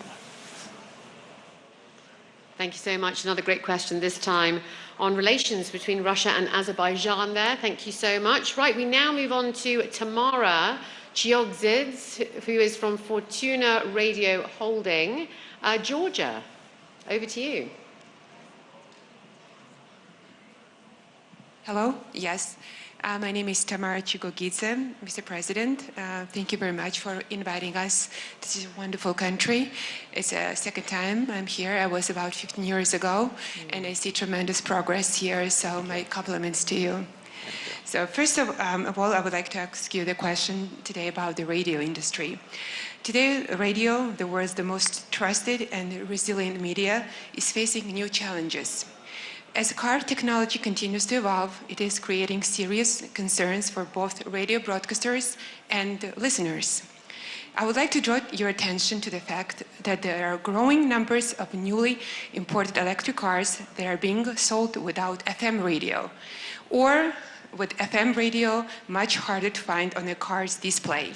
Many broadcasters and regulators across Europe are working on policies and legislation to ensure that FM radio remains available and easily accessible in new electric cars. Would the government of Azerbaijan support cooperation between government, regulators, broadcasters, and automotive industry to ensure that FM radio remains available and easily accessible in all new cars as a matter of public interest and emergency communication? Thank you very much. Thank you very much. I fully support that. I did not know, by the way, that in electric cars there is no FM radio. Frankly speaking, I listen to the radio only when I am in the car. But in the car I am very often because I travel around the country mainly by car. And every time I go, I listen to the radio. And mainly to the music, just to be very frank. Because news for me is enough from other sources. And I cannot imagine the car without a radio. With this car, I will not go anywhere. So whatever is necessary for us to join, if there are any initiative, you just let us know, and we will fully support that. And thank you for your kind words about our country. And for a neighbor, I think 15 years is too much. Hope you will come regularly to Azerbaijan. Especially now when we have a train. Huh? Thank you. Very, very good to know. And yeah, brilliant question. Thank you for bringing it back to the media industry, of course, as well. Right, we move on now to Yoshiki Kishida, I hope I got that right, who is the Executive Director for International Affairs, GG Press, who is with us today. Mr. Yoshiki.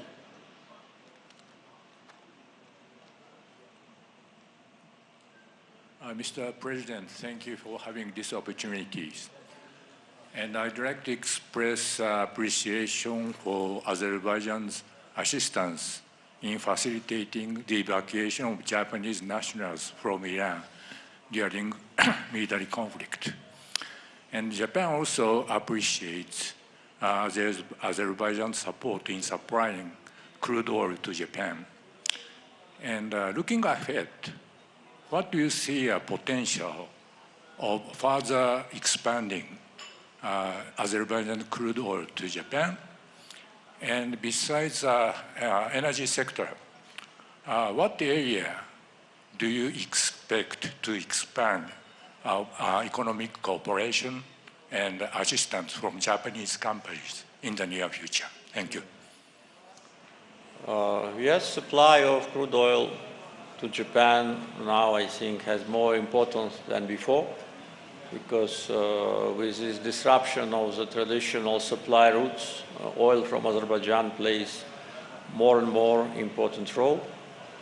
With respect to your question about the assistance, actually we are in favor of fruitful cooperation, and I think both countries already have a good history of partnership. Sometimes it was more dynamic, sometimes it was less, but nevertheless we have a good experience in cooperation in different areas. Many Japanese companies worked in Azerbaijan as contractors in a very big industrial sites. I was personally participating in some of the inauguration of the big power plants which were built by Japanese companies as contractors. We don't have much investments from Japan, but probably it will also happen. So I think that we can cooperate in quite a broad range of issues, in energy, in technology, potentially maybe in defense industry, because I know that Japan is developing its defense industry. We do the same, so we can exchange, experience and maybe create some joint manufacturing. So once again, we had good experience in previous years of commercial ties. I would say that now there are less projects between us. Probably the last 5-6 years, we don't see a big diplomatic traffic between us after the Second Karabakh War. But I think the potential is here, and we need just to have more meetings between governmental officials, business circles, company to company, to see what are additional advantages of cooperation. Thank you so much. There's always hope for the future, of course. There we go. So moving on now, we are delighted to have with us Mr. Liu Shusha, who is the correspondent at the Baku branch of Xinhua News Agency.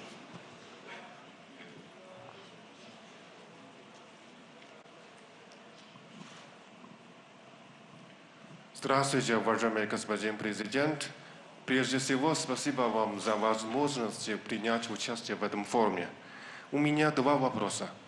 В прошлом году, первый вопрос – это в прошлом году отношения Китая и Азербайджана вышли на уровень всестороннего стратегического партнерства. И в нынешней международной обстановке какие направления вы считаете приоритетными для углубления двустороннего сотрудничества? А второй вопрос. Какие новые возможности для дальнейшего сотрудничества между Китаем и Азербайджаном вы видите в сфере укрепления региональной взаимосвязанности и развития среднего коридора? Спасибо вам большое.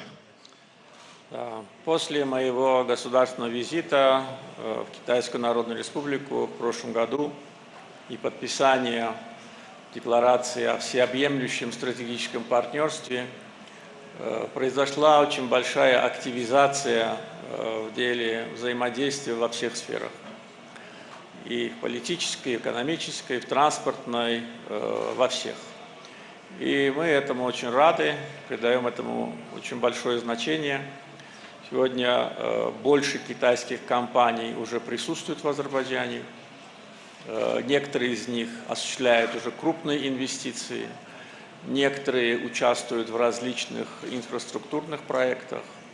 Я во время своего государственного визита встречался с руководством многих ведущих компаний Китая и рад, что их деятельность в Азербайджане уже приносит свои результаты, причем они работают очень эффективно, быстро и с очень высоким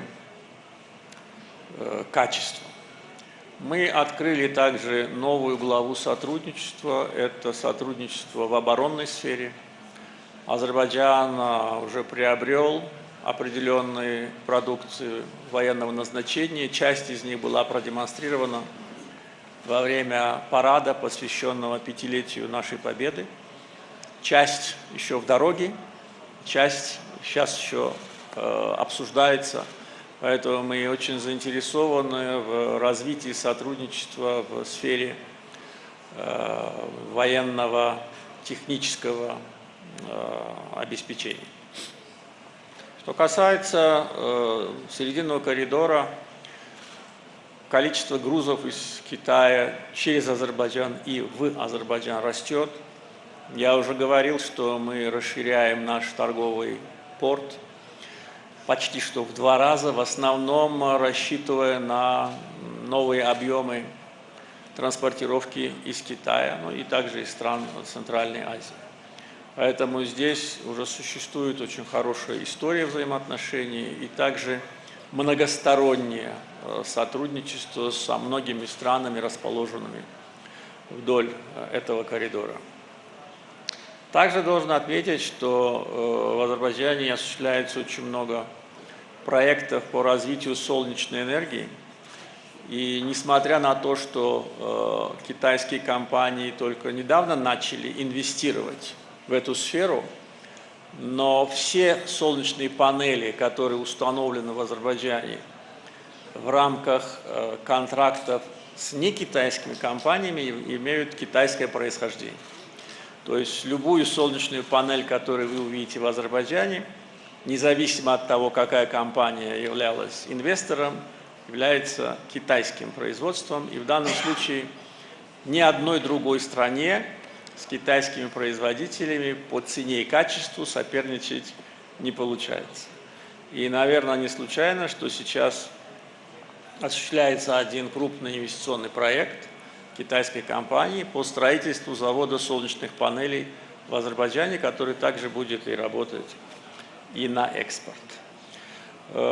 Одним из последних важных событий двустороннего сотрудничества назвал бы также совместное производство электрических автобусов компании BYD, которые сейчас можно увидеть в городе.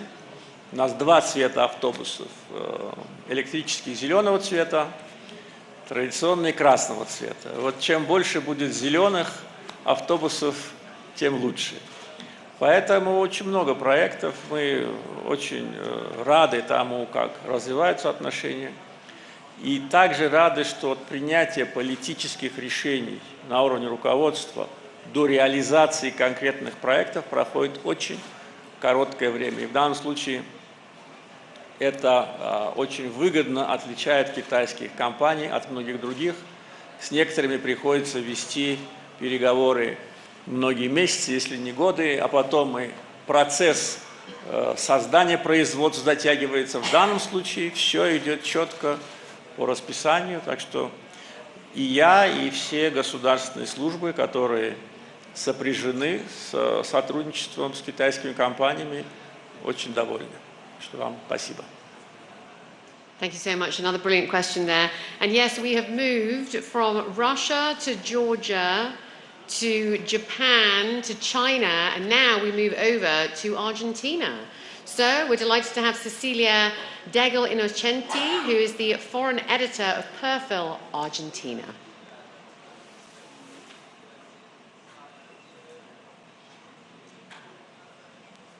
President, nice to meet you and thank you for inviting me. This is my first time in Azerbaijan.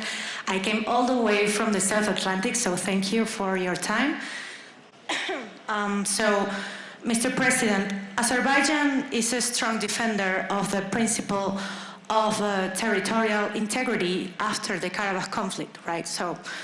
Argentina also invokes that principle in the Malvinas Island sovereignty dispute with the United Kingdom.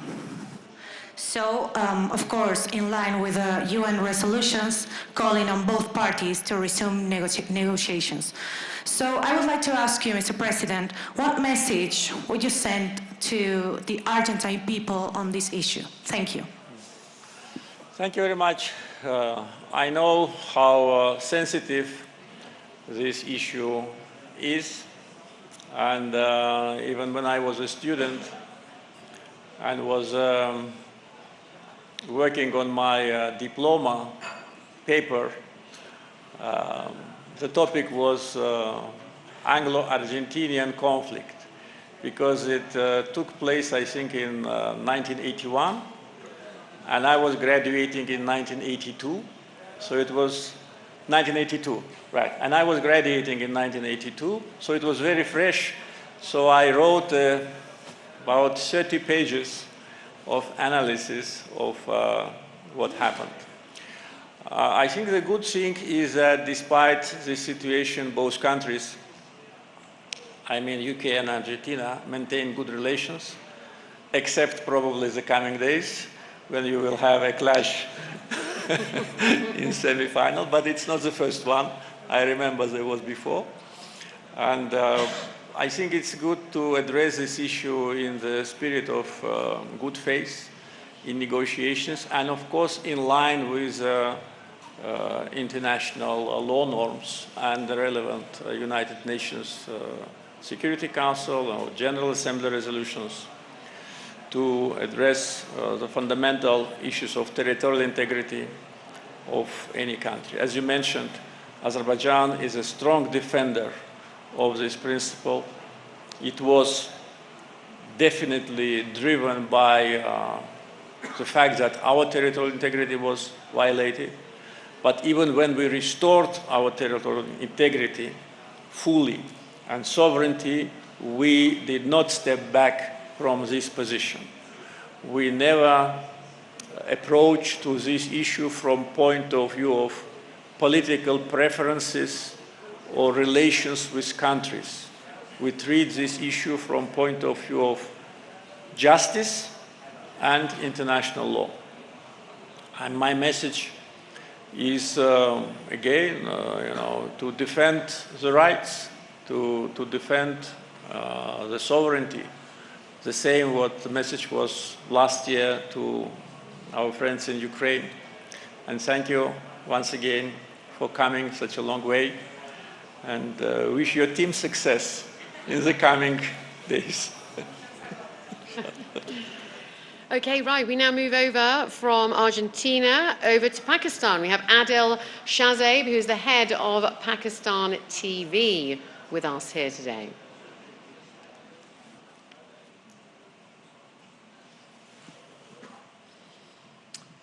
Excellency, thank you very much.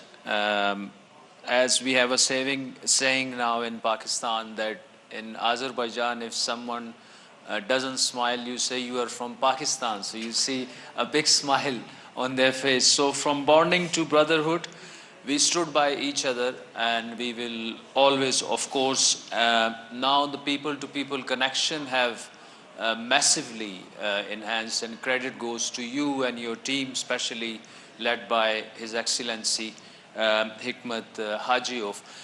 My question is about peace, Your Excellency. You have rightly mentioned that Prime Minister Shehbaz Sharif and Field Marshal Asim Munir have tirelessly worked, and me being a head of the state broadcaster, I witnessed firsthand from the first process, which was in Islamabad, to Bergenstock, which was last week. And trust me, our delegates literally did not sleep for almost 24 hours. So without Pakistan, I don't think that we would have seen this ceasefire. It's like, it has been like a roller coaster journey for us. So the message I would like to take away from Your Excellency to the Prime Minister Shehbaz Sharif and your brother Field Marshal Asim Munir, and also what can be done more for the long-lasting peace, especially in the region. Thank you. Well, my message is best wishes, and of course to continue these tremendous efforts. I called my dear brother Prime Minister Shehbaz Sharif and congratulated him with respect to that deal, which was achieved mainly because of the mediation efforts of Pakistan. And once again, it demonstrates great international respect to your country. And it was the only country which managed to mediate and took this responsibility. And we also followed the developments, and we saw that the full devotion to this issue was on behalf of Prime Minister and Field Marshal and their teams. So I'm sure that taking into account the recent developments and new tensions, they will do their utmost once again to facilitate the cessation of the standoff. And I think that no one except Pakistan can do it. And I hope and I'm sure that they will succeed again in helping to bring peace to the Middle East. And this is another indication of the capacity of your country, capability of your leaders, and broad international respect that you gained. Not only because of that, but also in general terms. One more comment, because when we travel abroad as officials, we need no objection certificate to travel. So every time my official now sign NOC for Baku, they ask me one question. Are you really going to come back to Islamabad? Yeah, you are more than welcome. Stay here for as long as necessary. Thank you so much. Mr. President, you've very generously given us 2 hours of your time so far. I know time is running out. We do have a couple more questions, if that's okay, your end. So let's move over now to Mr. Jahongir Olimov, who is a correspondent at Sevimli TV channel. I hope I'm saying that right. Sevimli TV channel, there we go. Also, I saw our veteran, Mr. Usman, who raised a hand. Maybe you can give him also. Perfect. Assalamu alaikum, muhtaram prezident. Sualımı Azerbaycan dilinde demeye çalışacağım. Muhtaram prezident, ben Qarabağda bundan 4 yıl avval olmuştum. O vaxt bu ülkenin yeniden kurulması işleri suratla aparılırdı.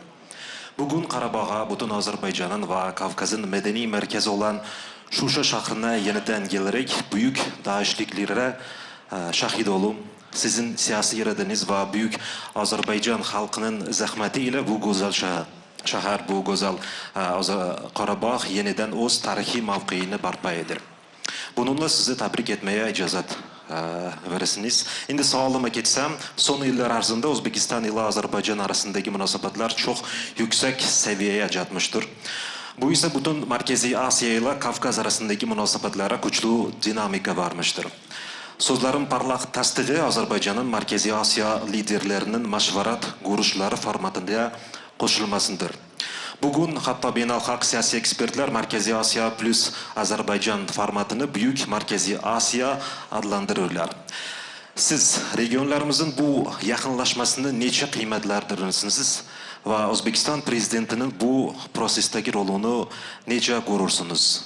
Teşekkür, rahmat. Teşekkür ederim.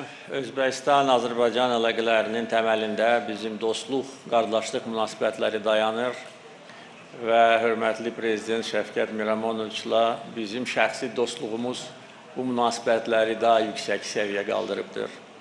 Onu bildirməliyəm ki, Qarabağın bərpasında bizə birinci yardım edən məhz Özbəkistan Prezidenti olmuşdur. Füzuli şəhərində Mirza Uluqbəy adına gözəl, böyük məktəb inşa edilmişdir və Şəfqət Miramonoviclə birlikdə biz o məktəbin açılışını qeyd etmişdik. Yəni, ondan sonra digər qardaş dövlətlər bizə hədiyyələr etmişdilər. Qazaxıstan, Qırğızstan, Türkmənistan, amma birinci yardım məhz Özbəkistandan gəlib. Hər dəfə Özbəkistanda olanda bir də əmin oluram ki, nə qədər bizim xalqlarımız bir-birinə yaxındır, bir-birinə bağlıdır. Yazılı sözləri görəndə heç bir tərcüməyə ehtiyac yoxdur. Dillərimiz də çox bir-birinə bənzəyir. Təbii ki, tələffuzda bir qədər fərq var, amma prinsipcə hər şey anlaşılır. Çox böyük tarixi əlaqələrimiz bizi birləşdirir və Özbəkistanla münasibətlərin inkişafı bizim üçün prioritet məsələlərdən biridir. Onu da bildirməliyəm ki, təkcə məktəblə Özbəkistan öz qardaşlıq missiyasını yekunlaşdırmayıb, Xankəndi şəhərində birinci böyük sənaye müəssisəsi, tikiş fabrikası yenə də Özbəkistan sərmayəsi hesabına açıldı və yenə də hörmətli Prezident Mirzəyevlə birlikdə biz o fabrikanı ziyarət etmişdik. Bir çox iqtisadi sənaye layihələri icra edilir. Həm Azərbaycan investisiyaları, həm Özbəkistan investisiyaları qoyulur. Biz birgə sərmayə fondu yaratdıq. 500 milyon dollar dəyərində bu sərmayə fondu həm Özbəkistanda, həm Azərbaycanda müxtəlif layihələrin icrası ilə məşğuldur. Bugün Azərbaycan neft şirkəti SOKAR Özbəkistanda çox önəmli bir kəşfiyyat yatağında sərmayə qoyur. Və ümid edirəm ki, yaxın gələcəkdə bizdə bir müjdə verəcəklər, xoş xəbər verəcəklər. Çünki bugün enerji təhlükəsizliyi məsələləri, xüsusilə qaz təchizatı bir çox ölkələr üçün önəmlidir və ümid edirəm ki, Ustyurt yatağındakı kəşfiyyat işləri yaxşı nəticə ilə başa çatacaq.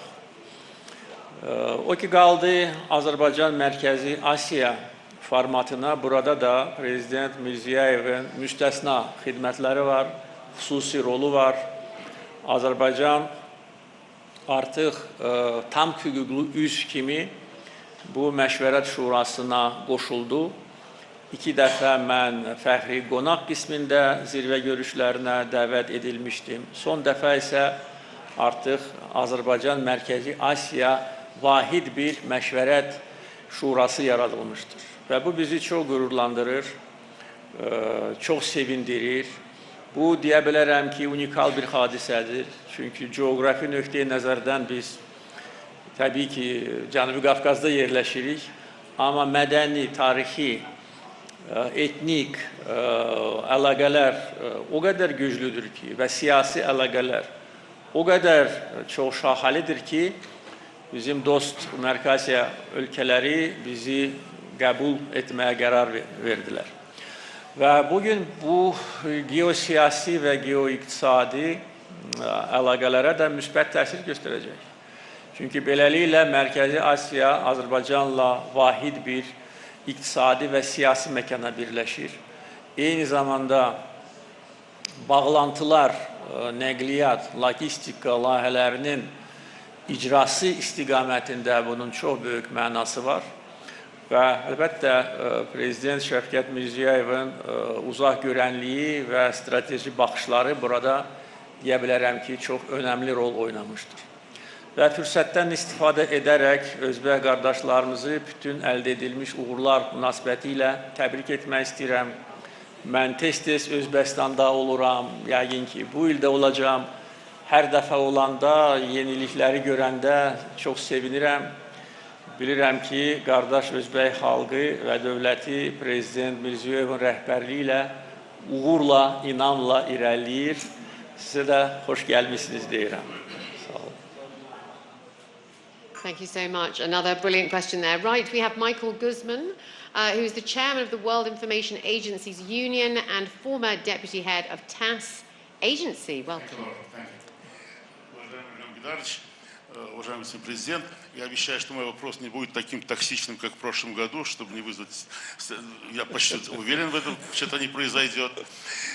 Вы знаете, я участник 4-го форума и имел честь на всех форумах вам задать вопросы. Я обратил очень важную деталь. В 1924 году, когда я вам задал вопрос, вернувшись со съезда Республиканской партии, о ваших прогнозах о будущем президенте Соединенных Штатов, вы безошибочно определили президента и также безошибочно предсказали развитие Азербайджано-американских отношений. В прошлом году, я этот вопрос, как вы знаете, запомнил, и ваш ответ, естественно, поэтому запомнил, вы говорили о самых важных качествах вашей внешней политики. Это честность и открытость. И, собственно говоря, вы, в сегодняшнем разговоре это подтвердили. Прежде чем я задам самый вопрос, я хочу просто вам доложить, Илхам Гайдарович, просто, может, вы не в курсе, в далеком 1986 году, когда меня направляли на работу в Москву, в Комитет молодежной организации, тогда партийный руководитель республики сказал о том, что, имея в виду, мы тебя отправим в командировку. Я вам хочу доложить, что моя командировка длиной 39 лет завершилась. Я вернулся на родину, я счастлив быть на родине и буду счастлив иметь возможность работать на родине, принося ей пользу в той сфере, в которой я что-то, наверное, понимаю. А вот что касается моего вопроса, то он у меня достаточно для меня важный, тем более задавая его сегодня. Вот мы сегодня говорили о том, вы рассказывали о том, как успешно и блестяще развиваются отношения с Соединенными Штатами Америки. Как отношения с Россией вернулись в дух того соглашения, которое вы подписали в 2022 году. Отношения с Европой, с Китаем. В то же время вы сказали такую фразу, ну кто может знать, что будет будущим летом? На севере война, рядом война, снаряды падают рядом. Вот что, на ваш взгляд, представляют угрозу, стратегическую угрозу стратегической стабильности для Азербайджана в средней или в дальней перспективе. Потому что, казалось бы, можно передохнуть, и все хорошо. И все-таки, что является угрозами стратегическими, потенциальными для Азербайджана? Спасибо. Спасибо. Но прежде чем ответить на ваш вопрос, хочу для тех, кто, наверное, кто-то, может быть, и не знает, Михаила Гусмана. Это достойный сын азербайджанского народа.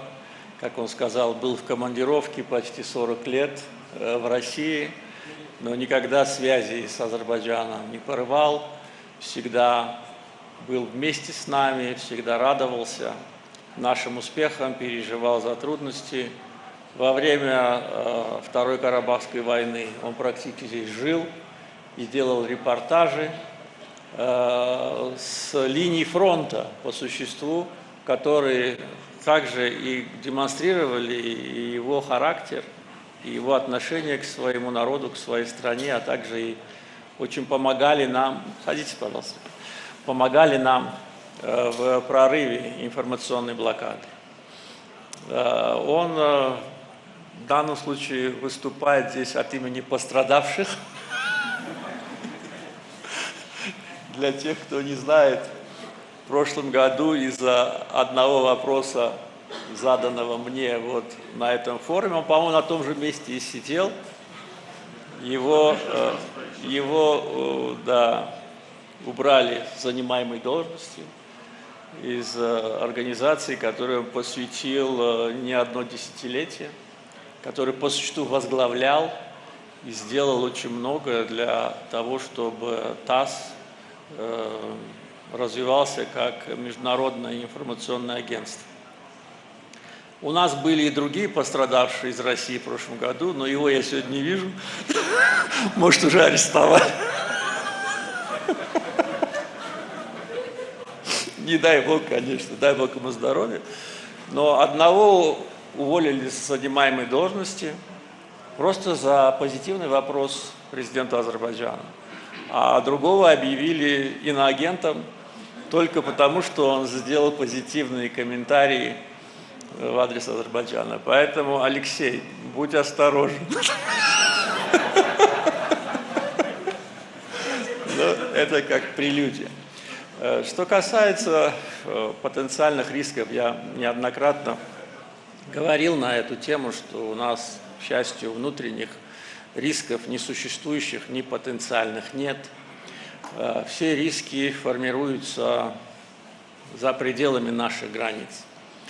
И что касается рисков политического характера, то они ничтожно малы. Рисков, связанных с идеологическими диверсиями, тоже мы не ожидаем, потому что до сегодняшнего дня таких было немало, но ни одна из них не увенчалась успехом. Власть и общество Азербайджана твердо стоит на принципах, заложенных в нашей Конституции. Физические риски, да, они существуют, и от них не может быть застрахован сегодня никто. С учетом современных реалий, современных видов ведения боевых действий, сегодня ни одна страна, ну, может быть, за редким исключением, может себя чувствовать полностью в безопасности. Поэтому, конечно же, главный риск для страны, которая находится между двумя воюющими странами, причем с непредсказуемыми последствиями для этих стран и в рамках ведения войн, и в рамках поствоенного периода, потому что война сама по себе – это большая трагедия, но длительная война, она несет в себе не меньшие риски, чем сами военные действия. Поствоенный период, как страны выходят из него, как справляются с последствиями и с осложнениями, это, конечно, вопрос, который трудно предугадать, на него ответ. Поэтому для нас на сегодняшний день единственным риском является определенные попытки вовлечь Азербайджан в какие-то авантюры. Раньше такие попытки предпринимались, но они носили больше политический характер, Мы всегда от этого успешно отбивались, и они практически прекратились. Сегодня это носит более серьезный и более угрожающий характер. Поэтому защищать себя нам, как говорится, не привыкать, бороться с консолидированным сообществом тоже, укреплять свою безопасность, границы, системы противодействия угрозам. Это то, чем мы занимаемся, ну, я, во всяком случае, начиная с 2003 года. И, видимо, буду заниматься настолько, насколько будут позволять силы. Этот процесс никогда не закончится. Вот вы отметили, о чем мы говорили год назад. И тоже, что да, можно было вздохнуть, но не будет такого шанса. И даже в 2020 году, после победы во Второй Карабахской войне, ведь мы же даже ни на секунду не передыхали. Даже не было времени и, честно говоря, и желания праздновать. Потому что можно так праздновать, что потом можно проспать все. Мы сразу же начали готовиться и дальше. И после 23 года, когда пошли уже явные такие угрозы и попытки санкционирования Азербайджана, мы отбивались практически до сих пор. До сих пор. И на разных фронтах. И вот, возвращаясь вот к критериям средней державы, я вот тогда упустил, наверное, еще один критерий – это возможность отбиваться на многих фронтах.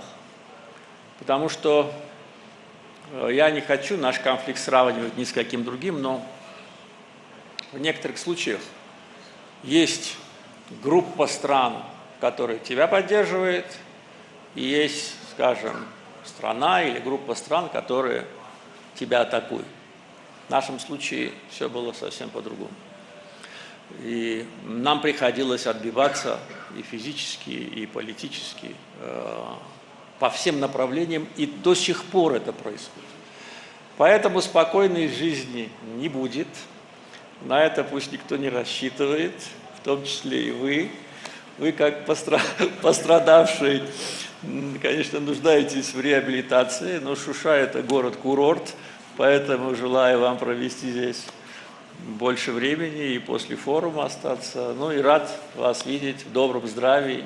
И я как-то сказал Рамиз Юнусу, «Ватанниze hoş gelmişsiniz». Вам тоже говорю, «Hoş gelmişsiniz, hoş geldiniz».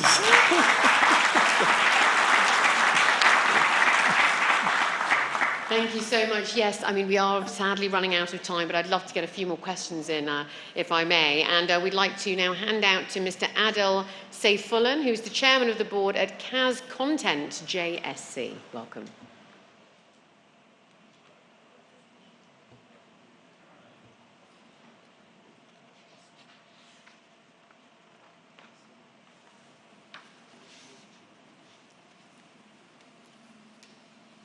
Bit of a mic issue there.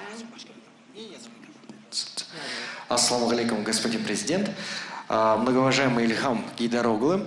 Во-первых, я хотел вас поблагодарить за столь гостеприимный прием и организацию форума на высшем уровне.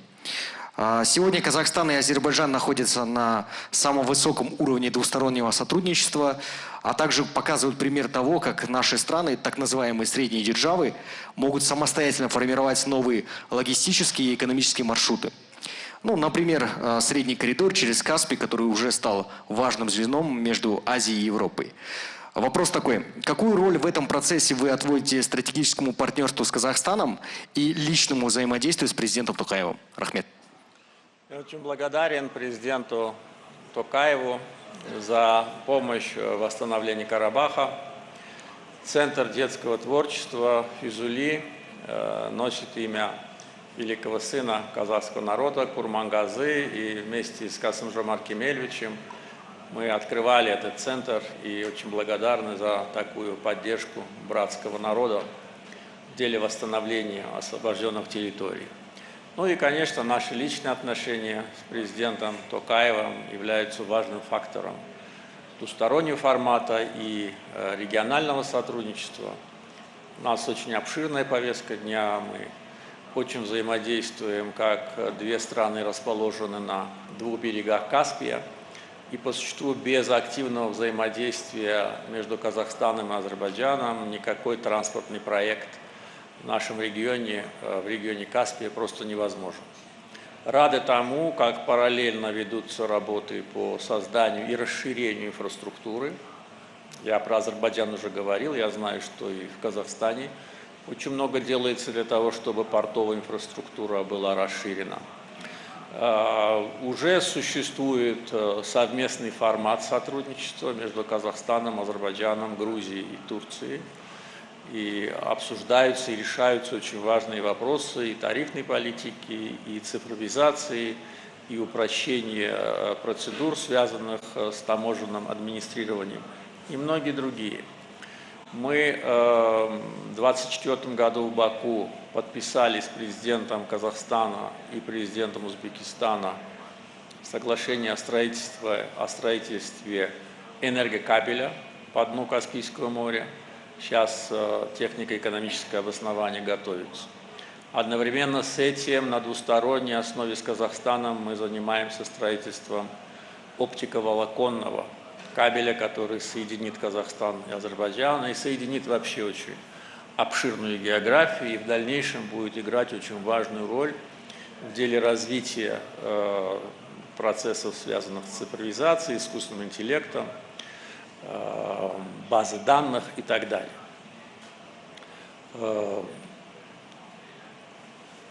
Нефть из Казахстана в определенных объемах начала транспортироваться через территорию Азербайджана. Так что здесь две страны в этом регионе тесно взаимодействуют. И, конечно же, рады и успехам Казахстана под руководством президента, бурное развитие. Вот недавно довелось побывать в историческом городе Туркестан, и остался под большим впечатлением и тем, как бережно охраняется историческое наследие и чтится память великих предков. Так что очень рад тому, как развиваются наши отношения, и желаю братскому народу Казахстана новых успехов. Вам хош келдиңиз. Thank you so much. And yes, as mentioned, we are running out of time. Just 2 questions left. We're going to head back over to Africa, and then we're going to bring it back home. So let's head over to Mr. Muhoro Puis-W, who is the director of K254 Media Africa. Welcome.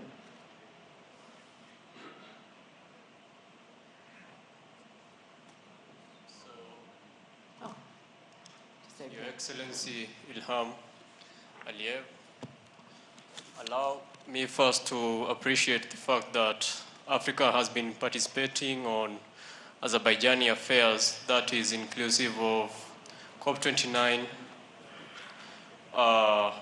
Shusha, 1st to 4th Shusha Global Media Forum, and as well the just concluded World Urban Forum. So my question goes now to matters African affairs. Africa is a continent with over 54 countries, and none of those countries is a member of the UN Security Council. We don't know who talks of the African security process. The African continent has undergone deficit of peace and security, and that is inclusive of Sudan, the Sahel, the DRC Congo, Democratic Republic of Congo, Eastern DRC, among others. So what should we expect onwards on peace, cooperation and mediation matters Africa? Thank you. With respect to the reforms of United Nations Security Council, you know that this issue is being discussed from time to time, but without any visible progress. Azerbaijan has its own position on that, And as a chair of non-aligned movement, we actually put forward our version, of our variant of the reform, because it must be inclusive and representative. So our suggestion was that on a rotation basis, one permanent seat should go to non-aligned movement. And for instance, the current chair of the movement to be a permanent member with veto right. One seat should go to Islamic Cooperation Organization, because Muslim countries are also not represented there, also on rotation basis. And one seat should go to African Union, and the country which is current chair should have a seat. So this will be fair, how to say, balance in the Security Council. We know that some countries are seeking the membership, but there should be a criteria why this or not that country should be, if reform ever happens. And it will be very difficult to find this criteria. Population cannot be a criteria, or economic potential also. Therefore, our suggestion is based first on inclusiveness. It will be a rotation basis, as for instance now a majority of Security Council is on rotation basis, but in this case this will have a veto right, because it should happen, otherwise the United Nations will continue to lose its potential and continue to be sidelined by other centers of force with respect to resolution of conflicts and with respect to international relations. With respect to other question, of course we all want peace, and peace in Africa also is as important as in any other place. I think that one of the reasons that there are still hot spots is the external interference. If external interference is out, then peace will come very soon. And of course, a lot will depend on responsibility of the main actors who are involved in that. But again, our relations with the members of African Union is growing, by the way. When we were the chair of non-aligned movement, we provided humanitarian support primarily during the time of COVID. 80 countries, big number of them were from Africa, received support from us. So, and thank you for being with us at the forum, and convey our greetings to your friends. Thank you so much. Great question there. Right, for our final question this morning, and for the session here this morning as well, we're going to bring it back home, and we're going to throw it out to Ilham Aliyev from Real TV, Azerbaijan.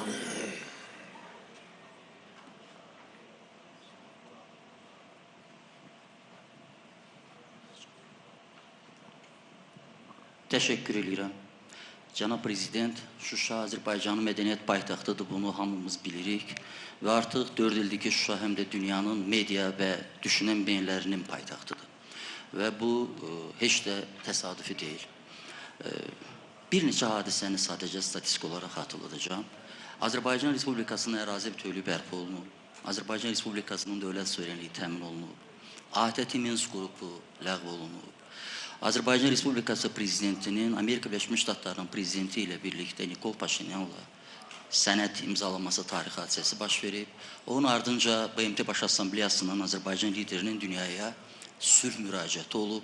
Bunlar hamısı sadəcə olaraq bir insanı yox, bir xalqı yox, bütün bəşəriyyəti xoşbaxt edə biləcək qədər böyük hadisələrdir.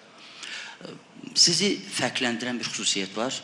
Dünyanın bütün liderlərindən fərqləndirən bir xüsusiyyət var və bu xüsusiyyətin adı odur ki, siz 21-ci əsrdə yeganə lidersiz. Azərbaycan Respublikası yeganə respublikadır ki, qələbə qazanıb. Və bu sizə müəyyən bəşəri hüquqlar və haqlar tanıyır. Mənim indi verəcəyim sual belə olacaq.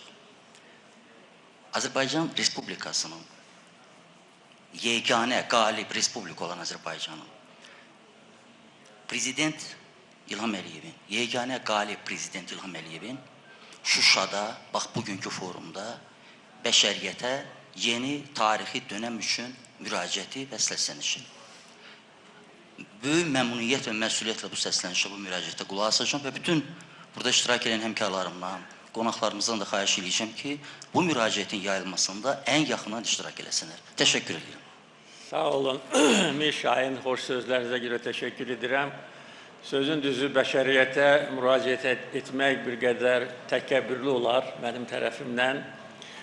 Mən bildiyiniz kimi həmişə çalışmışam ki, təvəzzükarlığımı itirməyim. Baxmayaraq ki, artıq 23 ilə yaxındır ki, bu kürsüdəyəm. Və bu illər ərzində Azərbaycan hardan haraya gəlib, xalqımız da yaxşı bilir, siz də bəlkə də hamıdan yaxşı bilirsiniz, çünki siz müasir Azərbaycan tarixini bəlkə də ən dərindən və yaxından bilən şəxslərdən birisiniz. Ta 90-cı illərin əvvəllərindən, bəlkə də ondan da qabaq, bütün bizim ağrılı dövrlərimiz sizin gözünüzün önündən keçib. Və birinci Qarabağ müharibəsini işıqlandırmışsınız, ikinci Qarabağ müharibəsini işıqlandırmışsınız. Ona görə bu tarixi, yenə də deyirəm, Azərbaycanda sizin qədər bilən və Azərbaycan ictimaiyyətinə və dünyaya çatdıran bəlkə də ikinci şəxs çətin ki tapılsın. Mənimsə müraciətim ancaq ola bilər Azərbaycan xalqına. Azərbaycan xalqına bir çox müraciətlərim olub müxtəlif dövrlərdə. Həm işğal dövründə, həm müharibə dövründə, müharibədən sonra.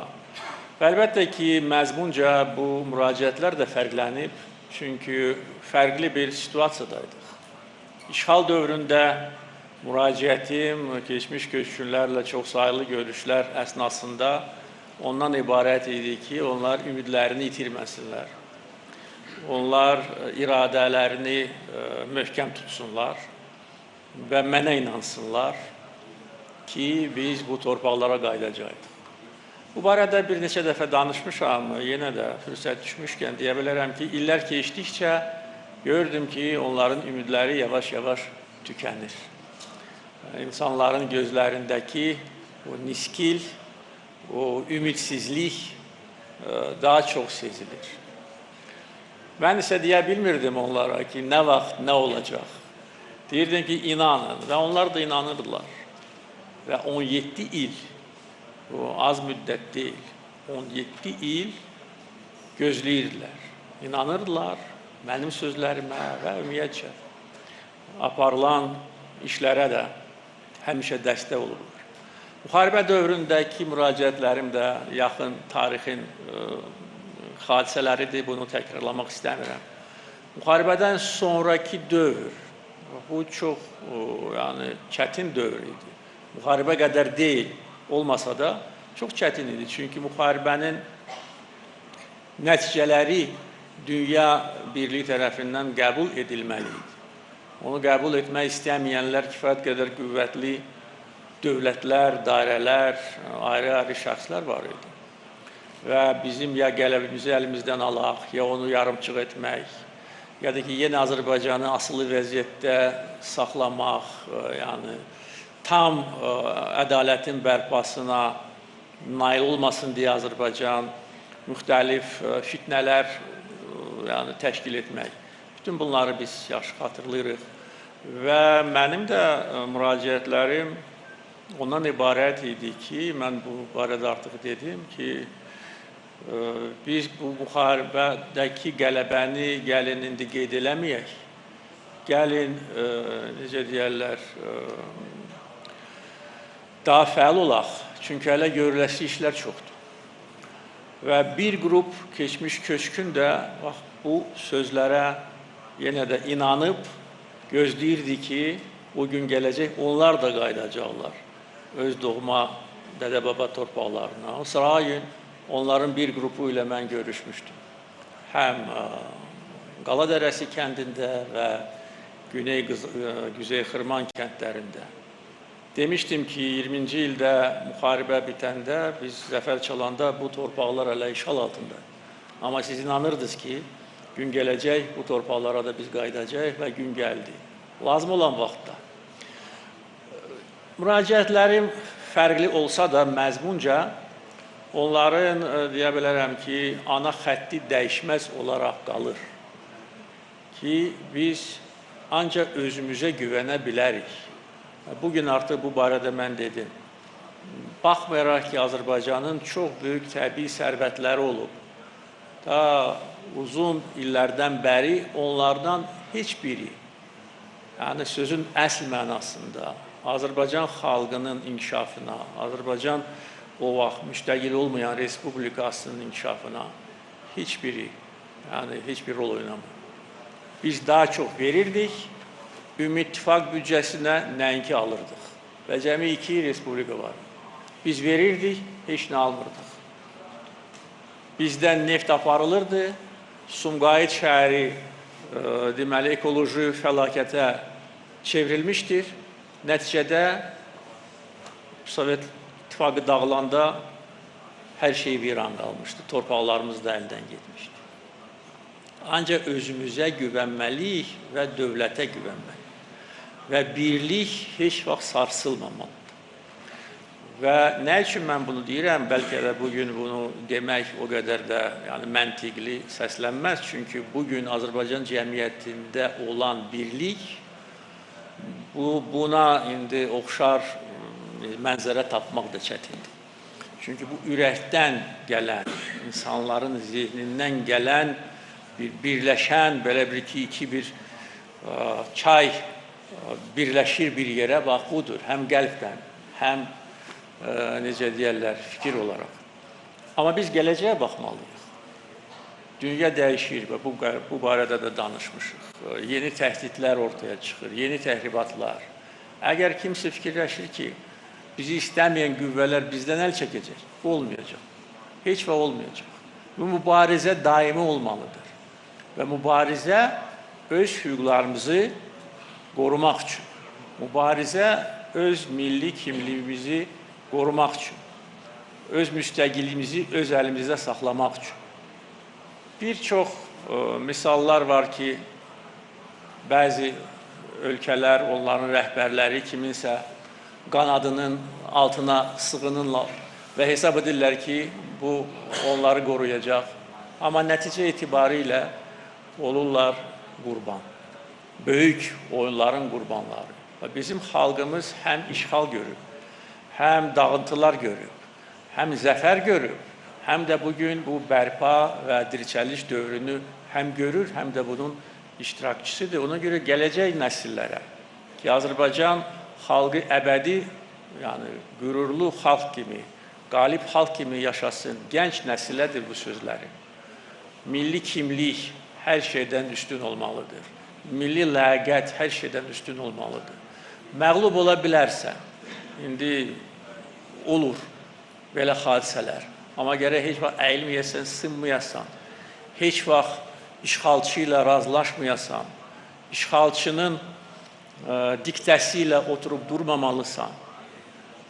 Lazım olsa, ölsən də belə ləyaqətlə gərək yaşayasan və öz evladlarına, nəvələrinə, nəticələrinə bunu aşılayasan. Ona görə bizim gələcək inkişafımız gənc nəsilə bağlı olacaq.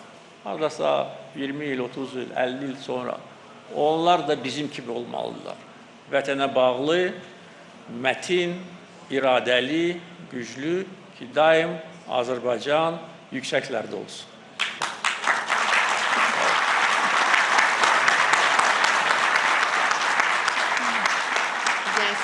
As you said, it is very much all about the next generation. We cannot thank you enough for lending us your time here. It's been a very good, solid 2.5 hours.